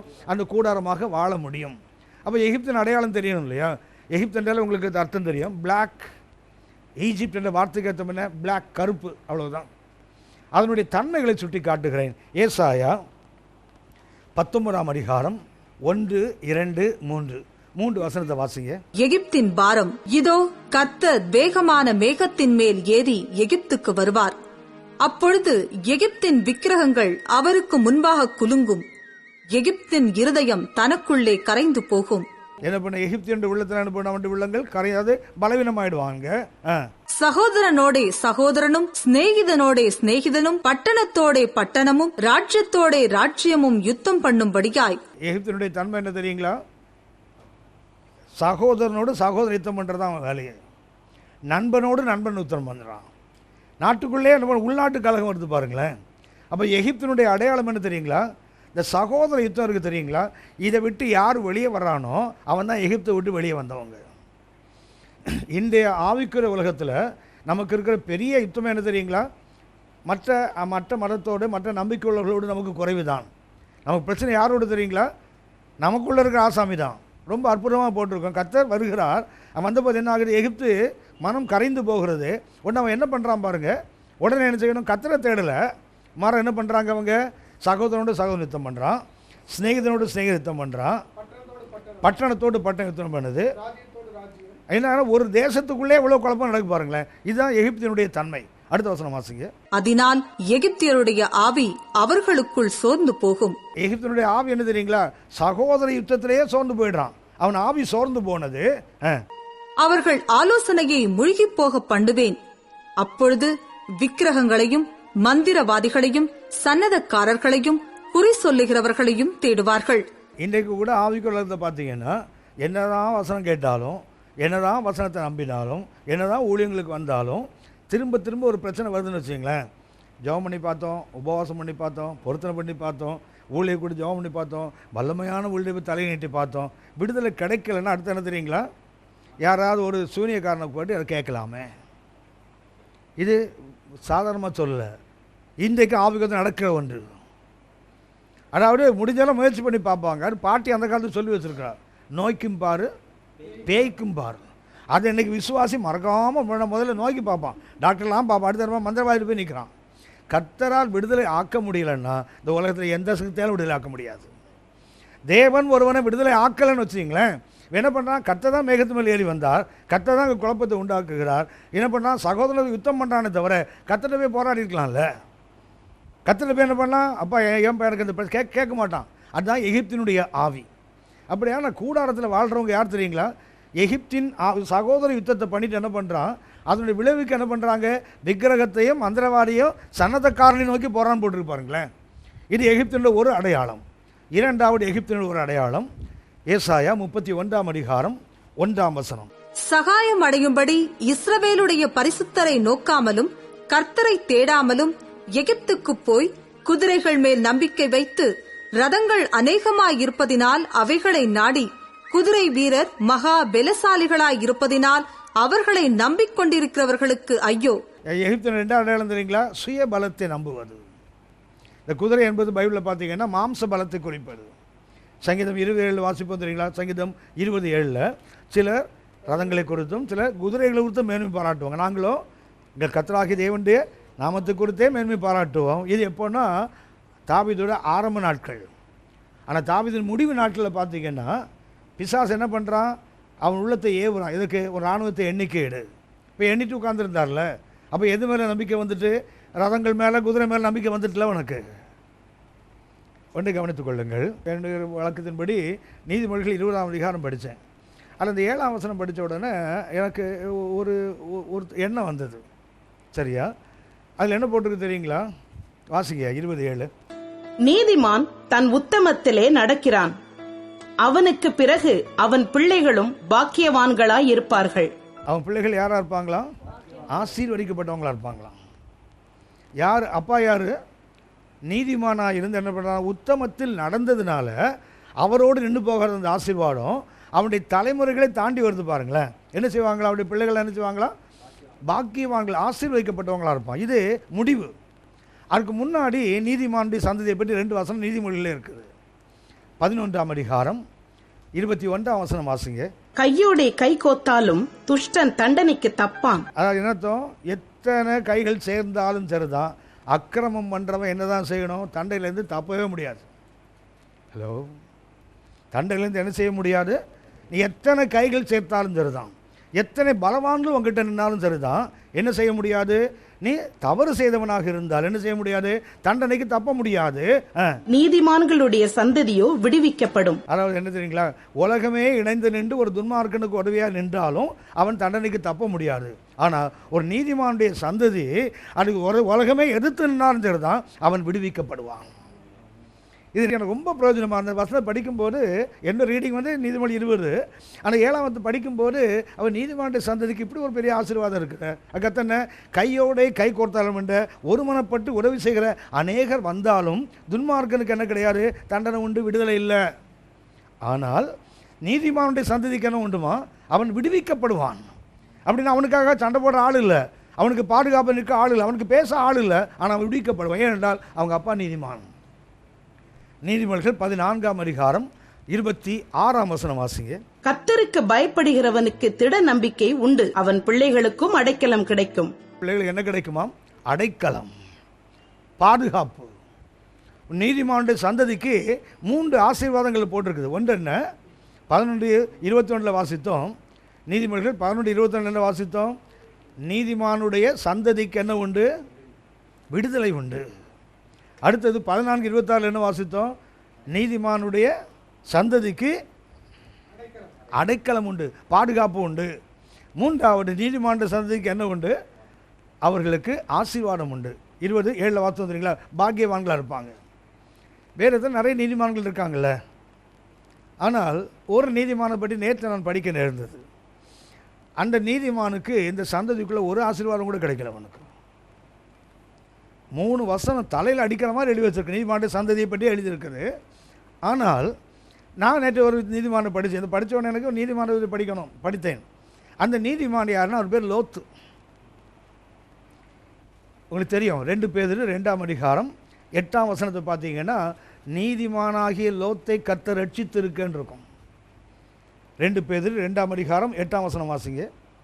நாள்தோறும் அவர்களுடைய அக்கிரம கிரியைகளை கண்டு கேட்டு நீதியுள்ள தன்னுடைய இருதயத்தில் பாதிக்கப்பட்ட நீதிமானாகிய லோத்தை அவர் ரட்சித்திருக்க. அப்படின்னா கர்த்தர் யார் ரட்சித்தார்? லோத் அவன் நீதிமான் தான், ஆனால் அவன் மனைவி உப்புத்தூணா மாறிட்டாங்களே, அவனுடைய 2 பெண்களும் தவறான சந்ததிக்கு தாயாக மாறிட்டாங்களே. அப்படின்னு ஏன் ஆண்டவர்? நீதிமான் தானே, நீங்கள் தானே சொல்லியிருக்கீங்க அவன் சந்ததிக்கு ஆசீர்வாதம் உண்டு, அவன் சந்ததிக்கு விடுதலை உண்டு, அவன் சந்ததிக்கு அடைக்கலம் உண்டுன்னு சொன்னீங்களே. ஆனால் இந்த நீதிமானுக்கு ஏன் அதெல்லாம் கிடைக்கல? கிடைச்சிருக்கணும்ல. அவர் நீதிமான் தான், ஆனால் என்ன பண்ணுறாரு? அவரும் விழுகிறார். அடுத்து யார் விழுந்தாங்க? மனைவி ஏற்கனவே வெள்ளை உப்புத்தோன், பிள்ளைகள் 2 பேர் ஆகிட்டாங்க, தவறான சந்ததிக்கு தாயாக மாறிட்டாங்க அவங்களுடைய தவறான வழியினால். கவனித்துக் கொள்ளுங்கள், 3 வார்த்தைகள் நேற்று எனக்கு சொல்லப்பட்டது. ஒரு வார்த்தை என்ன தெரியுங்களா? அவர்கிட்ட உள்ள வாழ்க்கையில் என்னென்னா, அவருடைய ஒரு கொஞ்சம் வீக்கான ஆள், அவர் பலவீனமான ஆள். எதுலன்னு சொன்னால், ஒன்று தியான வாழ்க்கையில் அவர் வாழ்க்கை என்ன தெரியுங்களா, கொஞ்சம் பலவீனமான ஆள். ஆபிரகாம் தானே இவர் அழைத்து வந்தார். லோத்தை அழைச்சிட்டு வந்தது ஆபிரகாம் தானே. வீட்டுக்கு போயிட்டீங்களா? இருக்கீங்களா? சரி, ஆபிரகாம் யார் அழைச்சிட்டு வந்தாங்க? ஆபிரகாம் லோத்தை அழைத்து கொண்டு வந்தார் இல்லையா? ஆபிரகாம் கானானுக்குள்ளே வரும் வரைக்கும் என்ன பண்ணல, அவரை வழிபட்டார், இல்லைன்னா கர்த்தரை தேடினார்னு பைபிள் இல்லை. கர்த்தர் தான் தரிசனமானாரை தவிர ஆபிரகாம் தேடினதா இல்லை. ஆனால் அவர் கானானுக்குள்ளே வந்து கர்த்தர் இந்த இடத்த உனக்கும் சந்ததிக்கு கொடுப்பேன் என்று சொன்ன உடனே என்ன பண்ணா தெரியுங்களா? அந்த சந்ததி உள்ள அக்கறையை பாருங்களேன். என்ன பண்ணுறாரு? ஒரு பலிபீடத்தை கட்டினார் பாருங்களேன். 12:7ஆம் அதிகாரத்தை என்ன கட்டினார்? ஒரு பலிபீடத்தை கட்டினார். அடுத்தது பார்த்தீங்கன்னா 12:8 பார்த்தீங்கன்னா 2வது ஒரு பலிபீடத்தை கட்டுகிறார். முதல்ல சீகேமில் ஒரு பலிபீடத்தை கட்டினார். அடுத்தது பெத்தேலுக்கும் ஆயிக்கு நடுவே 2வது ஒரு பலிபீடத்தை கட்டுகிறார். 13:4 பார்த்தீங்கன்னா மறுபடியும் அந்த என்ன பண்ணுறார்? அவர் கானானுக்குள்ள எகிப்துக்கு போய் கானான் திரும்பி வந்தபோது 13:4 3வது ஒரு பலிபீடத்தை கட்டுவார். 13:18 பார்த்தீங்கன்னா 4வது பலிபீடத்தை கட்டுகிறார். 22:9 5வது பலிபீடத்தை கட்டுகிறார் ஆபிரகாம். 5 முறை ஆதியாகமத்தில் அவருடைய வாழ்க்கையில் 5 இடத்துல பலிபீடம் கட்டினதாக எங்கே கட்டினா நமக்கு தெரியாது. கட்டியதாக எழுதப்பட்டது 5 இடத்துல. 12:7 ஒரு முறை, 12:8 ஒன்று, 13:4 ஒன்று, 13:18 ஒன்று, 22:9 ஒன்று. இத்தனை பலிபீடத்தை கட்டி என்ன பண்ண அவர் தொழுது கொள்ளுகிறார் கர்த்தரை. இந்த லோத்து கூட இருந்தார். முதல் 3 பலிபீடங்களை கட்டும் போதும் லோத்து கூட தான் இருந்தார். கடைசி 2 பலிபீடங்களை கட்டும் போதும் லோத்து கூட இல்லை. ஆனால் 13ஆம் அதிகாரத்தில் 12 பிரிஞ்சு போயிட்டார். அதுக்கப்புறம் தான் 13:18 4வது பலிபீடத்தை கட்டுகிறார். ஆபிரகாம் 5 பலிபீடங்களை கட்டினார். 3 பலிபீடம் கட்டும்போது யார் இருக்கிறாங்க? கூட இருந்தார்ல. அப்படின்னா ஆதியாகமம் 13:5 வாசிங்க. ஆபிராம் உடனே வந்த லோத்துக்கும் ஆடு மாடுகளும் கூடாரங்களும் இருந்தன. அவனுக்கு என்ன இருக்குது? மந்தையும் இருக்கிறது, கூடாரமும் இருக்கு. யாரை போல? ஆபிரகாமை போல மந்தையும் இருக்குது, ஆபிரகாம் போல கூடாரங்களும் இருக்குது. ஆனால் ஆபிரகாம் போல பலிபீடம் இல்லையே அவனுக்கு. ஆபிரகாமை போல அவனுக்கு பலி அப்படின்னா கர்த்தரை தேடுகிற அந்த அனுபவம் இல்லை பாருங்களேன். சங்கீதம் 32:10 சொல்லும், கர்த்தரை தேடுகிறவனுக்கு ஒரு நன்மையும். அதை அப்படியே திருப்பி போட்டேன், கர்த்தரை தேடாதவனுக்கு ஒரு நன்மையும் கிடைக்காதுன்னு தானே அர்த்தம். கர்த்தரை தேடுறவனுக்கு ஒரு நன்மையும் குறைய, திருப்பி போட்டால் என்ன ஆகும்? தேடாதவனுக்கு என்ன கிடைக்கும்? நீதிமான் தான். நீதிமானாக இருந்திருக்கலாம், ஆனால் என்ன இல்லாவிட்ட அந்த டிவோஷனில் அவர் வீக்காக இருக்கா பாருங்களேன். 2வது அவற்றுள்ள மிக முக்கியமான ஒன்று வீக் இன் டிசிஷன். தீர்மானம் எடுப்பதில் அவர் எப்போதுமே எப்படிப்பட்டதுங்களா? கொஞ்சம் வீக்கான ஆள் தான். அவருடைய பலவீனத்தை ஒன்று சுட்டி காட்டுகிறேன். ஆபிரகாம் பேசுகிறார். ஆதியாகமம் 13:10 சொல்வார், நீ அந்த பக்கம் போனால் 8ஆம் வசனத்தில் பார்த்தீங்கன்னா, நான் இங்கே நீ வடக்கே போனால் தெற்கே போகிறேன், நீ வலதுபுறம் போனால் இடதுபுறம் போகிறேன் சொன்ன உடனே என்ன பண்ணுறா தெரியுங்களா? 13:10 பார்த்தீங்கன்னா என்ன பண்ணுறா தெரியுங்களா? தன் கண்களை ஏறெடுத்து என்ன பண்ணுறாரு? எல்லா திசையும் பார்க்குறாருல. யாரை பார்த்துருக்கணும்? கர்த்தரெல்லாம் பார்த்துருக்கணும். யாரை தேடி இருக்கணும்? கர்த்தரை தானே தேடி இருக்கணும். ஆனால் அவர் என்ன பண்ணுறா தெரியுங்களா? அப்படின்னா தீர்மானம் எடுக்கும்போது இன்றைக்கி என்ன பண்ணுறோம் தெரியுங்களா? நம்ம கண்களின் அடிப்படையில் தான் நம்ம தீர்மானம் எடுக்கிறோம். இன்றைக்கி நம்முடைய கண்கள் என்ன சொல்ல பார்க்குறோம், அது சரியாக இருக்குதே. நம்ம கண்கள் சொல்கிறத பார்த்து என்ன பண்ணுறோம், ஓகே டிசிஷன் சரிதான். ஆனால் லோத்து எடுத்த டிசிஷன் கண்களை ஏறெடுத்து பார்த்தா சோதம் போகிற வழிவரைக்கும் எப்படி இருந்துதான்? எகிப்து தேசத்தை போல, நைல் நதியால் ஊட்டமேற்றப்பட்ட எகிப்து போல. அடுத்தது கர்த்தருடைய தோட்டம் போல, ஏதேன் போல இருந்துதான். இவன் முன்ன பின்ன ஏதேன்னு பார்த்துருப்பானா? இவன் ஏதேன் இருந்தபோது இவன் கிடையாது. ஜலப்பிள்ளையத்துக்கு பின்னாடி தானே இவனே வரான். இவன் எப்படி ஏதேன்னு பார்த்துருப்பான்? அப்படின்னா கண்களின் அடிப்படையில் பார்த்தீங்கன்னா, உங்களுக்கு பொதுவாக தெரிந்த ஒன்று, இந்த வாலிப பசங்கள்கிட்ட அம்மா பேசுன்னு தெரியுங்களா? அப்பா பேச மாட்டான், அப்பா பேசுவார். டேய் உனக்கு பொண்ணு பார்க்கலான்னு நாங்கள் இருக்கிறேன்டா, பார்த்துருக்கீங்களா? சொன்னது பையன் குதிப்பான், பார்த்துருக்கீங்களா? அந்த பேச்செல்லாம் வச்சுக்காத. அதுக்கடுத்து இவர் ஏற்கனவே பார்த்து வச்சுட்டாருன்னு அர்த்தம். சரி, அந்த பார்த்து வச்ச ஆசாமி தான் பார்க்காதன்னு சண்டை போடுறாள் வந்தான். அந்த அம்மாலாம் நம்பிடும். இதுதான் அம்மா இல்லை, வெறும் சும்மா ஏமாந்து போயிடும் பாருங்களேன். பையன் வேணான்னு சொல்லிட்டான், தங்க கம்பி இல்லை அப்படின்னு நினச்சிப்பாங்க. அப்புறம் கொஞ்சம் கழிச்சு அவனே வருவான், நீ பொண்ணு பார்க்கலன்னு சொன்னல, அது நீ வேணான்னு சொல்லிட்டல, வேணா உனக்கு வேலை இல்லை, நானே பார்த்து வச்சுட்டேம்மா. என்ன ஆகும் தெரியுங்களா? அந்த பொண்ணு மண்ணலுக்கு அம்மாவுக்கு இன்ட்ரடியூஸ் பண்ணுவான் தெரியுங்களா? அம்மா மூஞ்சி அப்படியே கீழே இறங்கி போயிடும். பொண்ணை பார்த்த உடனே இது தேராதுக்குன்னு தெரியும், அப்படி முகம் கீழே இறங்கி போனால் அனுபவம் இருக்குல்ல. ஏன் வாலிபர்கள் தன்னுடைய துணையை தேடக்கூடாதுங்கிறதுக்கு காரணம் என்ன தெரியுங்களா? சரியாக தவறான்னு தீர்மானிக்கிற அனுபவம் கிடையாது. பார்க்குறதெல்லாம் அழகாக தான் தெரியும், எல்லாம் அழகாக தெரியும். கழுதை கூட குட்டியில் சூப்பராக இருக்கும். ஆமாம், கழுதை குட்டி கூட பார்த்திங்கன்னா அப்படியே குதிரை குட்டி மாதிரியே இருக்கும். அது வளர்ந்தால் தானே கழுதையாக தெரியும். கவனித்துக்கொள்ளுங்கள். பார்த்துருக்கீங்களா? சில ஆள் சொல்லுது, சில பொண்ணு சில பையனை சொல்லுவாங்க, பையன் தங்கம், அவன் நடந்தால் புல்லே நோகாதான். ஆனால் இவன் நடந்தால் புல்லே முளைக்காது அந்த இடத்துல. ஆனால் இவன் சொல்லிட்டு இருப்பான் புல்லே நோகாதுன்னு சொல்லிட்டு இருப்பானுங்க. பையன் அந்த பொண்ணை காட்டினா அம்மா மூஞ்சே மாறிடும். அப்புறம் வீட்டுக்கு வந்து சொல்லுவாங்க, டேய் என்னடா ஒரு குரங்கு போய் பிடிச்சேடா. நான் சொல்லுவேன், அம்மா இவன் கிளி மாதிரி இருக்காம்மா. ஒரே பொண்ணு பையனுக்கு கிளியாக தெரியுது, அம்மாவுக்கு குரங்காக தெரியுது பாருங்களேன். ஏனென்றால் அந்த கண்களால் தீர்மானம் எடுத்தால் அப்படி தான். அதை கர்த்தரை நோக்கி பார்த்துருந்தால் அது வராதில்ல. உங்களுக்கு தெரியுமே, ஒரு திருமணத்துக்கு ஒரு பெண்ணையோ ஒரு ஆணையை பார்க்கும்போது நிறைய கண்டிஷன்ஸ் வச்சுருக்கோம்ல. ஏபிசி ஞாபகம் இருக்கா? ஏபிசி ஞாபகம் இருக்குதா? இருக்குது, நல்லாவே ஞாபகம் இருக்குது. கவனித்துக் கொள்ளுங்கள். எல்லாத்தையும் பார்க்குறான், ஏஜ் பார்க்குறான், பியூட்டி பார்க்குறான், கேஸ்ட் பார்க்குறான், டவுரி பார்க்குறான், எஜுகேஷன் பார்க்குறான், ஃபேமிலி பார்க்குறான். அந்த காடை மாத்திரம் தானே பார்க்க மாட்டான். ஐயா காடுக்கு ஜி பலா தம்பி மாதிரி. ஆமாம் ஆமாம், கோல்டை பார்க்குறான். ஆமாம், எல்லை எடுத்துட்டாங்க. ஆமாம், காடில் என்ன பண்ண, எல்லை சேர்த்துட்டான். இல்லையா, காடில் ஒரு எல்லை சேர்த்துட்டான். ஆமாம், காடில் தேடிப்பார், லவ்வில் தேடிட்டார், மாறி போச்சுது. கவனித்துக்கொள்ளுங்க. எப்போவுமே பார்வையின்படி தீர்மானம் எடுக்க யார் வேலை தெரியுங்களா? யோசித்து பாருங்கள். கர்த்தர் அக்னியை போட போகிறார். கிழக்கு வெளுத்து வரும் நேரத்தில் என்ன பண்ணுறாரு? அவன் கைகளை பிடித்து எடுத்து ஜீவன் தப்ப ஓடிப்போ, சமபூமியில் நில்லாதே, மலைகளுக்கு ஓடிப்போ, பின்னிட்டு பாருன்னு சொன்னாங்களா? அப்போ கூட அவன் தாமடித்தான் போட்டிருப்பாருங்களேன். அப்போ கூட அவருக்கு என்ன செய்ய முடியல, அந்த டிசிஷன் எடுக்க முடியல. மாறா என்ன பண்ணுறான்? கண்களை வச்சு பார்க்குறான். அது மலை, இது சின்ன ஊருக்கிட்ட இருக்குதே, உன்னை ஓட சொன்னால் உனக்கு ஓடுறதுக்கு பலத்தை கற்று தரமாட்டாரா? மலைக்கு ஓடிப்போன்னு சொன்னவருக்கு இவனால் ஓட முடியாது அவருக்கு தெரியாதா? என்ன சொல்கிறான்? சின்ன ஊர் அப்படின்னா எதை வச்சு தீர்மானிக்கிறார்? கண்களை வைத்து தான் தீர்மானிக்கிறார். அடுத்தது இருந்தீங்களா? அவருடைய விருப்பங்கள், டிசைர்ஸ், அவருடைய விருப்பம். அவருடைய விருப்பம் பார்த்தீங்கன்னு சொன்னால் எப்போதுமே என்னவாக இருக்குது தெரியுங்களா? ஆதியாகமம் 13:12 பார்த்தீங்கன்னா எங்கே உட்கார்ந்துருப்பார் தெரியுங்களா? சோதோமுக்கு எதிரே கூடாரம் போட்டிருப்பார். 14:12 ஆதியாகமம் 13:12 பார்த்தீங்கன்னா லோத்து எங்கே இருப்பார்? சோதோமுக்கு எதிரே கூடாரம் போட்டிருப்பார். 14:12 பார்த்தீங்கன்னா சோதோமுக்குள் இருந்த லோத்துன்னு போட்டிருக்கோம். 19:1 பார்த்தீங்கன்னா அவன் சோதோமின் வாசலில் உட்காந்துருக்கான் பாருங்களேன். அப்போ அவனுடைய தீர்மானம் என்ன? அவனுடைய விருப்பங்கள் என்ன தெரியுங்களா? சோதோம் எவ்வளோ அக்கிரமமாக இருந்தாலும் பரவாயில்ல, அங்கே என்ன வேண்டும்? தலைவரானால் போடும். அவனுடைய டிசைர்ஸ் தவறான ஒரு அந்த தீர்மானம் என்ன பண்ணிச்சு? சோதோமுக்கு வெளியே உட்கார்ந்தார். அடுத்து என்ன பண்ணார்? சோதோமுக்கு உள்ளே போனார், தலைவராகிட்டார்ல. இந்த உள்ளே போனதுக்கும் தலைவராக நடுவில் தான் ஆதியாகமம் 14ஆம் அதிகாரம். அடிமைப்பட்டு போன போது ஆபிரகாமை விடுதலாக்கி கொண்டு வந்தான்ல, அப்போவாது புத்தி வர வேண்டாம், வெளியே வரணும்னு. 13:12 எதிரே கூடாரம் போட்டார். 14-12 உள்ளே இருந்தார். நான் வடக்கு தேச ராஜாக்கள் வந்து பிடிச்சிட்டு போயிட்டாங்கல்ல. ஆபிரகாமை யுத்தம் பண்ணி அவனை மீட்டு கொண்டு வந்த போல தெரியணும்ல.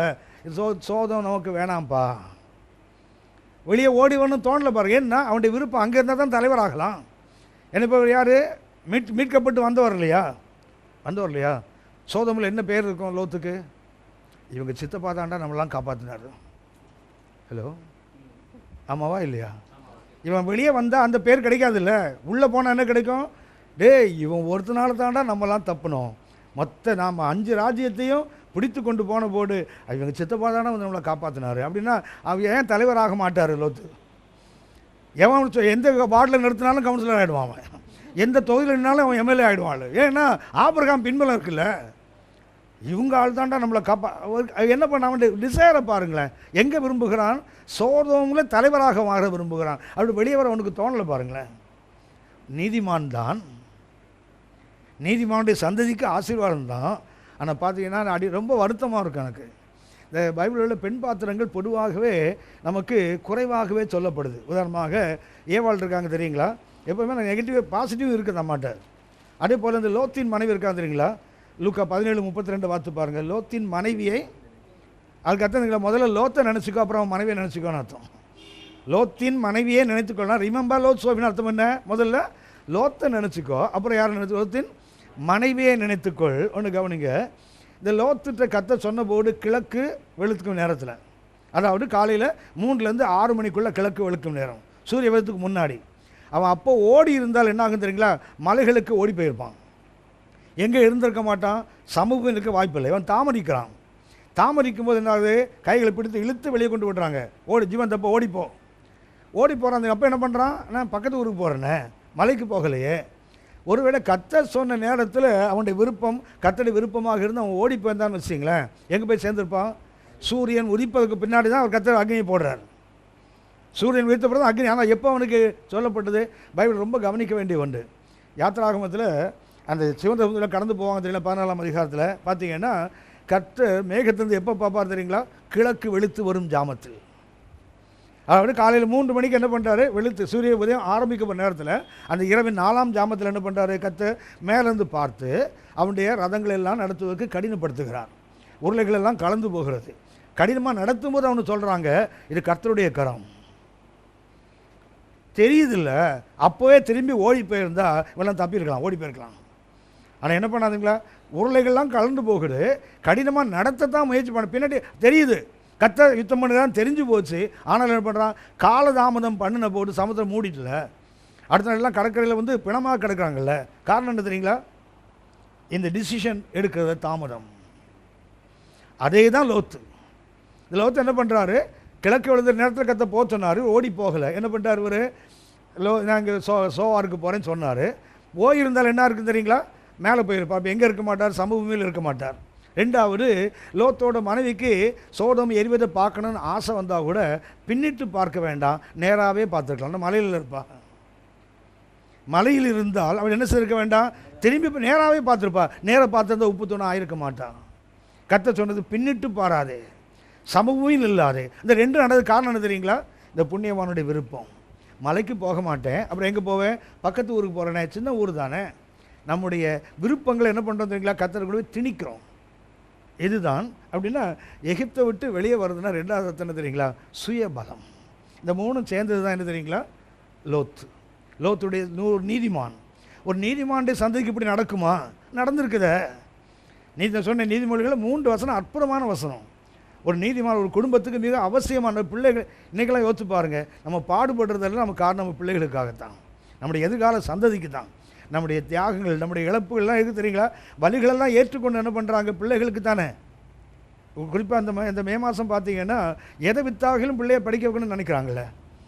எவ்வளவு இழந்தாலும் பரவாயில்ல, என் பிள்ளை நல்லா வரணும்னு காரணம் என்ன தெரியுங்களா? அடுத்த தலைமுறை குறித்து அக்கறை. ஆனால் கர்த்தர் சொல்கிற வார்த்தை என்ன தெரியுங்களா? நியாயாதிபதிகள் 13ஆம் அதிகாரம் உங்களுக்கு தெரியும். மனோவா அவருடைய மனைவி, சிம்சோனுடைய தாயும் தகப்பனும், அவங்களுக்கு என்ன சொல்லப்படுகிறது? ஒரு குமாரன் உனக்கு கொடுக்கப்படுவான், அவன் இஸ்ரவேலிலிருந்து ரட்சிக்க தொடங்குவான். கொடுக்கப்பட்டது. ஆனால் அவளுக்கு சொன்னது பத்தாதுன்னு அவங்க அப்பா என்ன மனோ வந்து என்ன பண்ணுவார்? அந்த ஆள் மறுபடியும் வந்தால் என்னை கூப்பிடு, நானும் வேற கேட்கணும். திரும்பி வந்தபோது இவன் கேட்கறான். 13ஆம் அதிகாரம் 12ஆம் வசனம் வாசிங்க.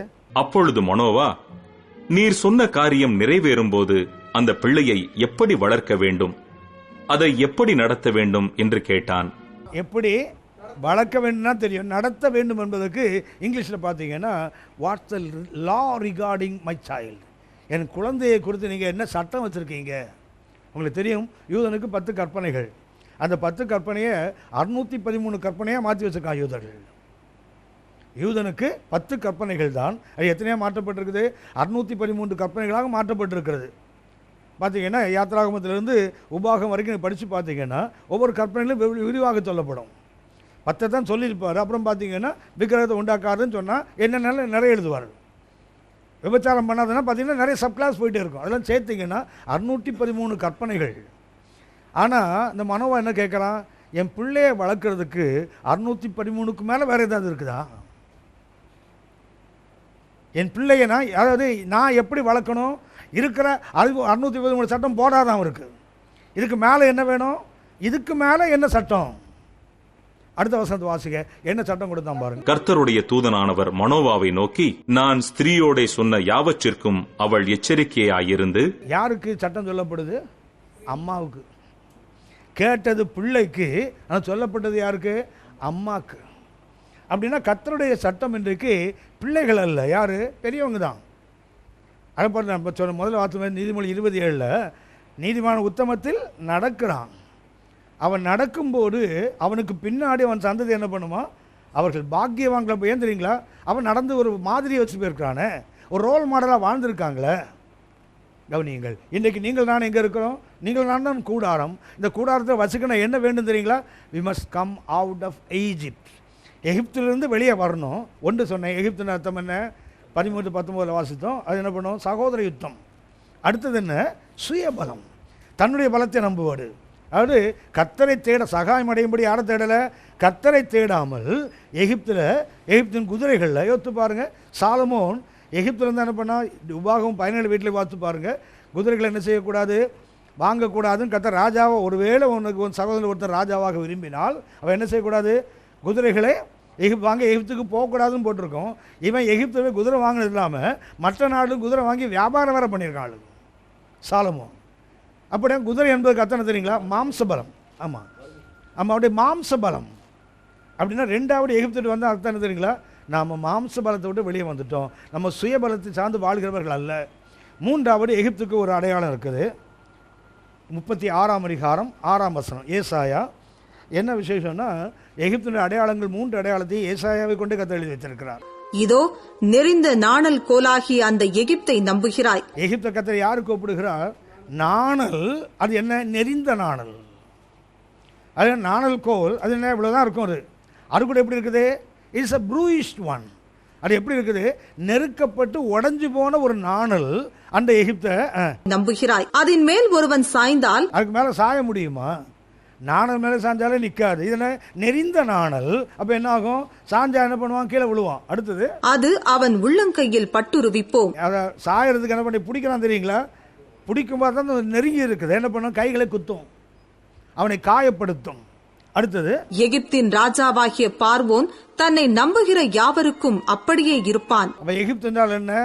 நம்பிக்கை வைக்கக்கூடாதவங்க மேலே நம்பிக்கை வைப்பது. தவறான நபர்கள் மேலே, தவறுகளான ஆவிக்குரியவர்கள் சொன்ன தெரியுங்களா? அவங்க மேலே நம்பிக்கை வைப்பது என்ன? எகிப்து தான். யார் அவன்? நெறிந்த நாணல் கோல். ஒரு மணி சாய்ந்தால் என்ன ஆகும்? சாயருக்கு முன்னாடி பலமாக பிடிப்போம் தெரியுங்களா? பிடிக்கும் அவன் உள்ளங்கையில் பட்டு உருவி போகுமா, கையை குத்தும். அவனை நம்புகிற எல்லாம் அப்படி தான் இருப்பான்னு போட்டிருக்கல. அப்படின்னா நாம் இன்றைக்கு கூடாரமாக நாம் இருக்க வேண்டுமானால் எங்கே வரணும்? எகிப்தை விட்டு வெளியே வந்தாதான். அவர் கூடாரமாக மையத்தில் இருக்கிறார், நாம் கூடாரமாக இருக்கணும்னு சொன்னால் நாமும் வெளியே வந்தாதான். சரியா? கவனிங்க. அப்படின்னா கூடாரத்தின் நடுவில் ஒரு கூடாரம். 2வது இந்த ஆசரிப்பு கூடாரத்துக்குன்னு பார்த்தீங்களா? இது தேவனுடைய அந்த அந்த டாபர்நாக்கிளோட சிக்னிஃபிகன்ஸ், அதனுடைய முக்கியத்துவம் அல்லது அதனுடைய நோக்கம். அதான் நானும் சொல்ல நினச்சேன். நம்ம 2 இருப்போம். ஆமாம், இது அந்த சிக்னிஃபிகன்ஸ் ஆஃப் டாபர்நாக்கிள். அதாவது ஆசரிப்பு கூடாரத்தின் முக்கியத்துவம். இந்த முக்கியத்துவத்துக்கு ஒன்று இதில் என்ன இருக்குன்னு சொன்னால், பிளான் ஆஃப் சால்வேஷன். அந்த ஆசரிப்பு கூடாரத்தின் மொத்த மையம் என்ன தெரியுங்களா? பிளான் ஆஃப் சால்வேஷன், ரட்சிப்பின் திட்டம். ஆசரிப்பு கூடாரம் முழுவதும் அல்ல எந்த பொருளை பார்த்தீங்கன்னாலும் அது பின்னாடி என்ன இருக்குன்னு தெரியுங்களா? ரட்சிப்பு தான் பின்னணியாக இருக்கும்.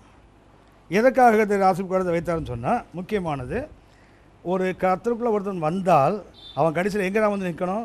கர்த்தருடைய மகிமைக்குள்ளே தான் வந்து சேரணும். அதாவது கர்த்தருக்குள்ளே ஒருத்தர் வந்தால் அவன் எங்கே தான் வந்து சேரணும்?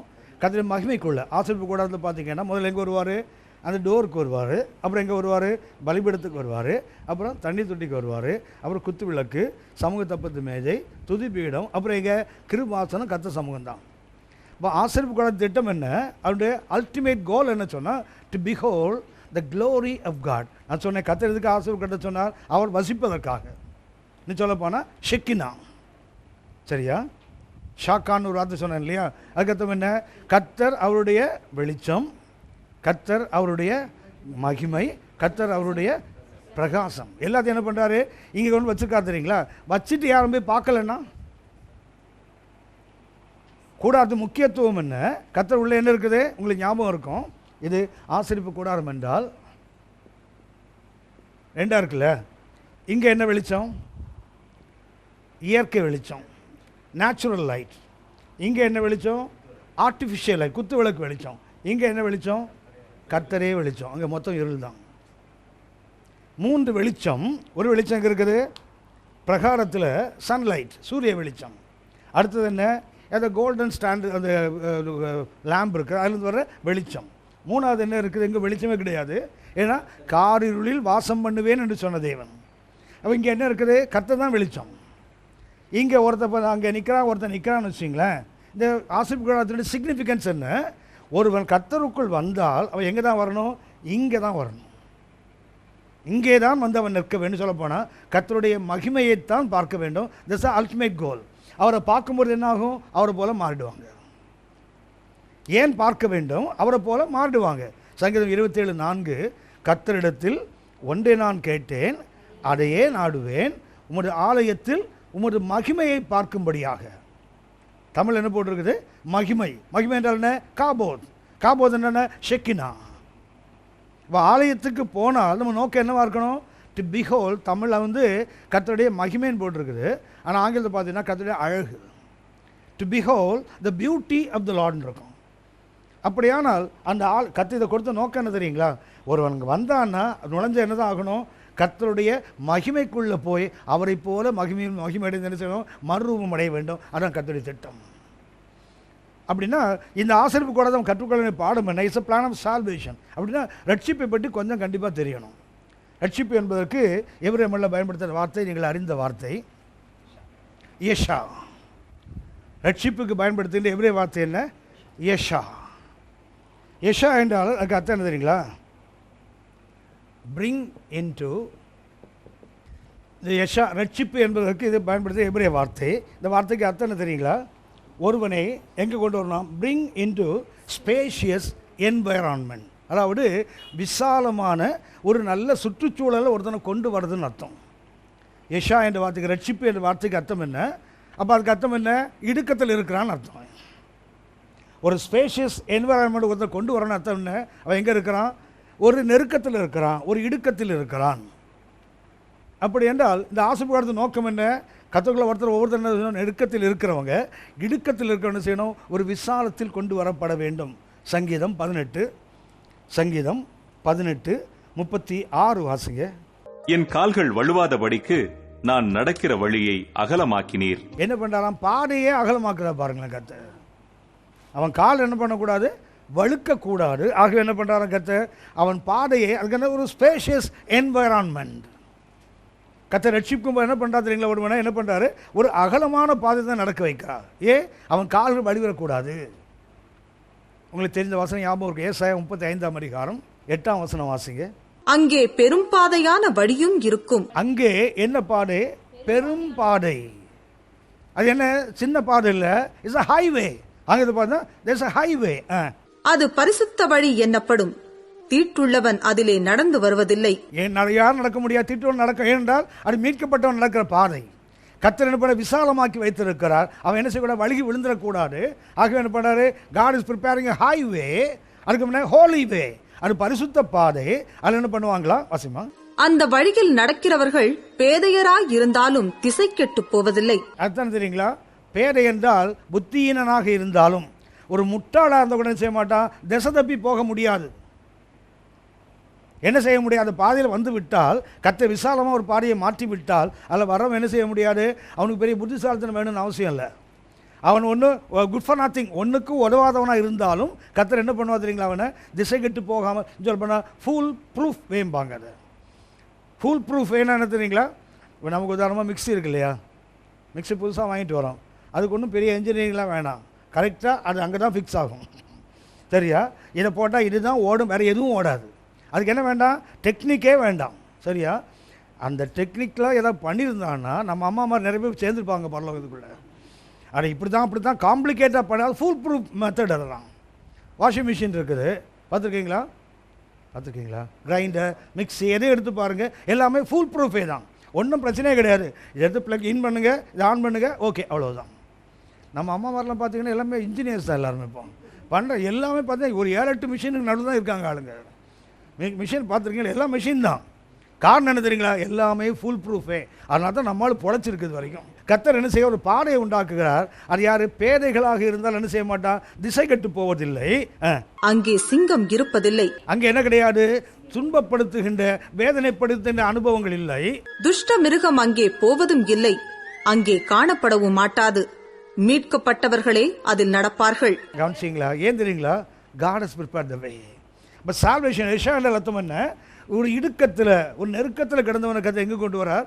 ஒரு அகலமான பாதையை உண்டாக்கி, அதில் அவன் கால்கள் வலுவாதபடி நடக்க மாத்திரமில்லை, ஆபத்துகள் இல்லாமல், திசை தப்பி போகாமல். உனக்கு ஒன்று தெரியும், ஒருத்தன் கர்த்தருக்குள்ளே சபைக்குள்ளே வந்தான்னா கண்டிப்பாக பரலோகம் தான் போகணும், வேறு எங்கேயும் எஸ்கேப் ஆகிறதுக்கு வாய்ப்பே கிடையாது. ஆனால் பரிதாபம், எஸ்கேப் ஆகி போனவன் நிறைய பேர் இருக்கான மாட்டார். உங்களுக்கு தெரியும், சபை என்பது வானத்தின் வாசல். ஆதியாகமம் 28:17, இது தேவனுடைய வீடே இல்லாமல் பேர் என்ன? இது வானத்தின். அப்படின்னா வாசலுக்குள்ளே வந்தால் வீட்டுக்குள்ளே தானே போகணும். இன்றைக்கி வாசலுக்குள்ளே வந்த நிறைய பேர் வீட்டுக்குள்ளே இல்லை, வீட்டை பேத்துட்டு போயிட்டான் நிறைய பேர்.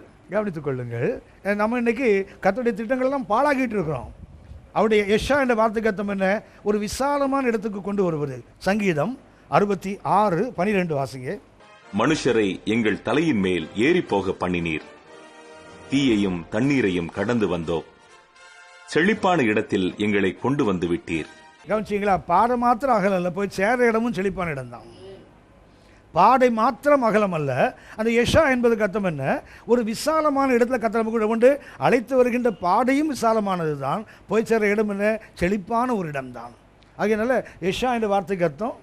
இதுக்கு புதிய பாட்டில் பார்த்தீங்கன்னா சோட்டீரியா, புதிய பாட்டில் ரட்சிப்புக்கு பயன்படுத்த வார்த்தை சோட்டீரியா. ரெண்டுக்கும் ஒரே அர்த்தம் தான். பழைய பாட்டு எஷாவும் புதிய பாட்டு சோட்டீரியாவுக்கும் ஒரே அர்த்தம் தான். இன்னும் சொல்ல போனால் ஃப்ரீடம் ஃப்ரம் லிமிட்டேஷன்ஸ். இந்த ரெண்டுக்கும் அர்த்தம் என்ன தெரியுங்களா? Freedom from limitations. அதாவது ஒரு அடக்கி ஒடுங்கி அவர் ஒரு குறுகி போன ஆவியோடு வாழ்கிறான் தெரியுங்களா? அவனை கர்த்தர் விசாலமாக கொண்டு வருவதற்கு பேர் தான் எஷா அல்லது சோட்டீரியா. அப்போ தேவனுடைய திட்டம் என்ன? நம்ம எகிப்திலிருந்து வெளியே கொண்டு வரணும். அதுக்கு என்ன வேண்டும்? ரட்சிப்பு வேண்டும். ஏன்னா பைபிளில் பார்த்தீங்கன்னா ரட்சிப்பு எங்கே தொடங்குது தெரியுங்களா? எகிப்திலிருந்து வந்தாங்கன்னா அப்போ தான் ரட்சிப்பு தொடங்குகிறது. வேதாகமத்தில் ரட்சிப்பு எங்கே தொடங்கும் தெரியுங்களா? ஓசியா 13:4 வாசிங்க. நான் உன்னை எகிப்து தேசத்திலிருந்து அழைத்து வந்தது முதல் உன் தேவனாகிய கர்த்தராய் இருக்கிறேன். ஆகையால் நீ என்னையன்றி வேறே தேவனை அறிய வேண்டாம். என்னையன்றி இரட்சகர் ஒருவரும் இல்லை. கவனிச்சிங்களா? அவர் ஒருத்தர் ரட்சகர். ஏன்னா கர்த்தர் எதை சுட்டி காட்டுகிறார்? எகிப்திலிருந்து வெளியே கொண்டு வந்த அனுபவத்தை தான் சுட்டி காட்டுகிறார். நான் தான் உனக்கு ரட்சகர், என்னாலும் ஒரு ரட்சகன் கிடையாது. அப்படின்னா சால்வேஷன் எங்கே தொடங்குகிறது? எகிப்திலிருந்து வெளியே வந்தாங்க அந்த எக்ஸரஸில் தான். அந்த யாத்திரா ஆகமத்தில் என்ன ஆகுது? கர்த்தருடைய ரட்சிப்பு தொடங்குவதற்கு அதுதான் வழி. அங்கே தான் ரட்சிப்பு தொடங்குகிறது. இன்னும் சொல்லப்போனால் கர்த்தர் அங்கே கொடுக்கும்போது வெளியே கொண்டு வரும்போது என்ன கொடுத்தாரு? திரும்ப வாசிங்கம்மா. நான் உன்னை எகிப்து தேசத்திலிருந்து அழைத்து வந்தது முதல் உன் தேவனாகிய கர்த்தராய் இருக்கிறேன். ஆகையால் நீ என்னையன்றி வேறே தேவனை அறிய வேண்டாம். என்னையன்றி இரட்சகர் ஒருவரும் இல்லை. கவனித்துக்கொள்ளுங்க. அங்கே புறப்பட வரும்போது கர்த்தர் அவர்களுக்கு ரட்சிப்பை கொடுத்தாரா, இரட்சகரை கொடுத்தாரா? ரட்சிப்பை கொடுத்தாரா, ரட்சகரை கொடுத்தாரா? அவனுக்கு போட்டிருக்குது, நான் தான் உனக்கு ரட்சகர். எப்போ பாருங்கள், எகிப்து உன்னை வெளியே கொண்டு வந்தது முதல் நான் தான் என்ன பண்ணுறேன், உன் தேவன். நான் அப்புறம் தான் நான் தான் ரட்சகர், என்னில் உனக்கு ரட்சகன். அப்போ நான் எப்போ அவன் எகிப்துலேருந்து வெளியே வந்தானோ அப்போ அவனுக்கு ரட்சிப்பு மாத்திரமல்ல, என்ன கிடைக்கிறது, ரட்சகரே கொடுக்கப்படுகிறார். இதுக்கு சரியான வசனம் யாத்திராகும் 14:13. அப்பொழுது மோசே ஜனங்களை நோக்கி, பயப்படாதிருங்கள், நீங்கள் நின்று கொண்டு இன்றைக்கு கர்த்தர் உங்களுக்கு செய்யும் ரட்சிப்பை பாருங்கள். தமிழில் நம்ம வாசிக்கிறோம், நீங்கள் நின்று கொண்டு கர்த்தர் உங்களுக்கு செய்யும் ரட்சிப்புன்னு போட்டு தெரியுங்களா? ஆனால் எவரையும் உள்ள அங்கே என்ன இல்லை, யஷா தானே இருக்கணும் ரட்சிப்புனா. அங்கே என்ன இருக்கணும், யஷுவான் இருக்கு.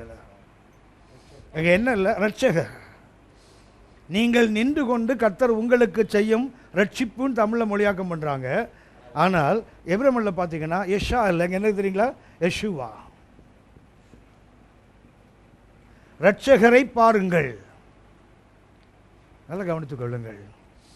நீங்களும் நானும் ஒன்றும் நடத்துகின்ற ஆள் இல்லாமல் போகலை. நமக்கு முன்னாடி கர்த்தர் ரட்சிப்பை கொடுப்பது கர்த்தருக்கு பெரிய விஷயம் இல்லை, ரட்சகரை கொடுப்பது தான் பெரிய விஷயம். ஏன்னா ரட்சிப்பை பெற்றவங்களால தொலைச்சிடலாம், ஆனால் ரட்சகர் கூட இருந்தால் என்ன ஆகும் தெரியுங்களா, ரட்சிப்பை தொலைக்கவே முடியாது. அவர் தான் கூட இருக்கிறாரு. இது நல்ல உதாரணம். ஏசாயா 45 22 வாசிங்க. பூமியின் எல்லையெங்கும் உள்ளவர்களே, என்னை நோக்கி பாருங்கள், அப்பொழுது ரட்சிக்கப்படுவீர்கள். யாருக்கு ரட்சிப்பு? எல்லாருக்கும். எல்லா பூமியில ஆல் நேஷன்ஸ், பூமியின் எல்லை எங்கும் உள்ளவர்கள் என்ன பண்ணி நோக்கி பார்த்தவனுக்கு என்ன கிடைக்கும், அதாவது யெஷா. ஆனால் மீகா 7 வாசிங்க. நானோ வென்றால் கர்த்தரை நோக்கிக் கொண்டு என் ரட்சிப்பின் தேவனுக்கு காத்திருப்பேன். கவனிச்சிங்களா, யாருக்கு காத்து? ரட்சிப்புக்கு அல்ல, ரட்சிப்பின் தேவனுக்கு. மொத்த மனித குலத்துக்கும் என்ன ரட்சிப்பு, ஆனால் ஒரு தேவ மனுஷனுக்கு என்ன கிடைக்குது, ரட்சிப்பின் தேவன். ஏன்னா மற்றவர்களுக்கு யெஷா, ஆனால் சபையாக நமக்கு என்ன, யெஷுவா. இதுதான் நாம் இந்த ரட்சிப்பில் அப்படின்னா கர்த்தர் ரட்சிப்பை கொடுக்கல, யாரை கொடுத்தார், ரட்சகரே கொடுத்து விட்டார்.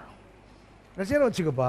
சங்கீதம் 42 நமக்கு தெரியுமே, பயங்கரமான குழியிலும் தூக்கி நிறுத்திட்டா மறுபடியும் நம்மால் கீழே விழுந்துருவான உள்ள. ஆகவே என்ன பண்ணுறாரு, கண்மலையை மேல் நிறுத்தி, அதாவது வழுக்காத இடத்துல நிறுத்தி அவன் அடிகளை உறுதிப்படுத்தி அவன் வாயில் என்ன பண்ணுறாராம், புதுப்பாட்டை வைத்தாராம். அதை அது வாசிங்க தெரியுமே, எப்படி ஏதாவது சமாளிப்பீங்க தெரியுமே. நமது தேவனை துதிக்கும் புதுப்பாட்டை அவர் என் வாயிலே கொடுத்தார். கவனிச்சு, எங்கேருந்து எடுத்தார், சேட்டிலேருந்து எடுத்தார், கண்மலை மேல் நிறுத்தி அடிகளை உறுதிப்படுத்தினார். அப்புறம் கர்த்தரை துதிக்கும் பாட்டு என்ன பண்ணாரு, அவன் வாயிலை வைத்தார். அநேகர் அதை கண்டு பயந்து, அநேகர் கேட்டுல இருக்கணும். பாடுனா கேட்க முடியுமா, பார்க்க முடியுமா? பாடுனா கேட்கத்தானே முடியும். அங்கே என்ன போட்டிருக்குது, கண்டு. ஏன் தெரியுங்களா, அவன் நிற்கிற இடத்த பார்க்குறான். நேற்றுக்கு சேத்துல கிடந்தான், இன்னைக்கு எங்கே இருக்கிறான், கண்மலை மேல் நிற்கிறான், ஸ்ட்ராங்காக நிற்கிறான். சரி கவனிங்க, எங்கே எடுத்து நிறுத்தினார். அவன் பாடுகிற பாட்டை கேட்டு பயந்தாங்கன்னு போடல, அவன் பாடுற பாட்டை கண்டு. அப்படின்னா அவன் நிற்கிற இடத்த பார்க்குறாங்க. இங்கே நேற்று வரைக்கும் சேத்துல கிடந்தான், இன்றைக்கு உங்களுக்கு தெரிந்த வசனம் மார்க் 5:15 வாசிங்க.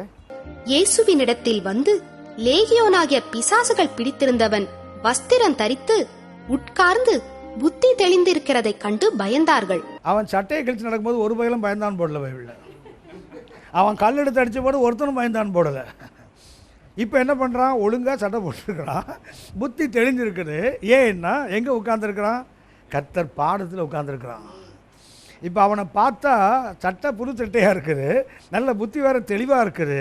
ஆனால் எங்கே உட்காந்துருக்கிறான், அவனை பார்த்தா அவன் பின்னணியில் யாருக்கும் இயேசுவோட பாடங்கள் தெரியும்ல. அவன் உட்காந்துருந்தா அவனுக்கு காலில் இவ்வளோ உட்காந்தானோட முழங்கால் தெரியாதா, அப்படி அங்கி தெரியாதா. இவனை பார்த்து பயப்படல, எதை பார்த்து பயப்படுறான், பின்னாடி நிற்கிற ஆள் பெரிய ஆள்றா. கவனித்துக் கொள்ளுங்கள். இதைத்தான் என்ன பண்ணுறான், கேட்டு அல்ல, பாடினா கேட்கத்தான் முடியும். அவன் என்ன பண்ணுறான், கண்டு ஏந்திரீங்களா, ரட்சிப்பின் தேவன் நம்மோடு இருக்கிறார். ஜெபம் பண்ணலாமா? ஜெபிப்போம். வருகை தாமதித்தால்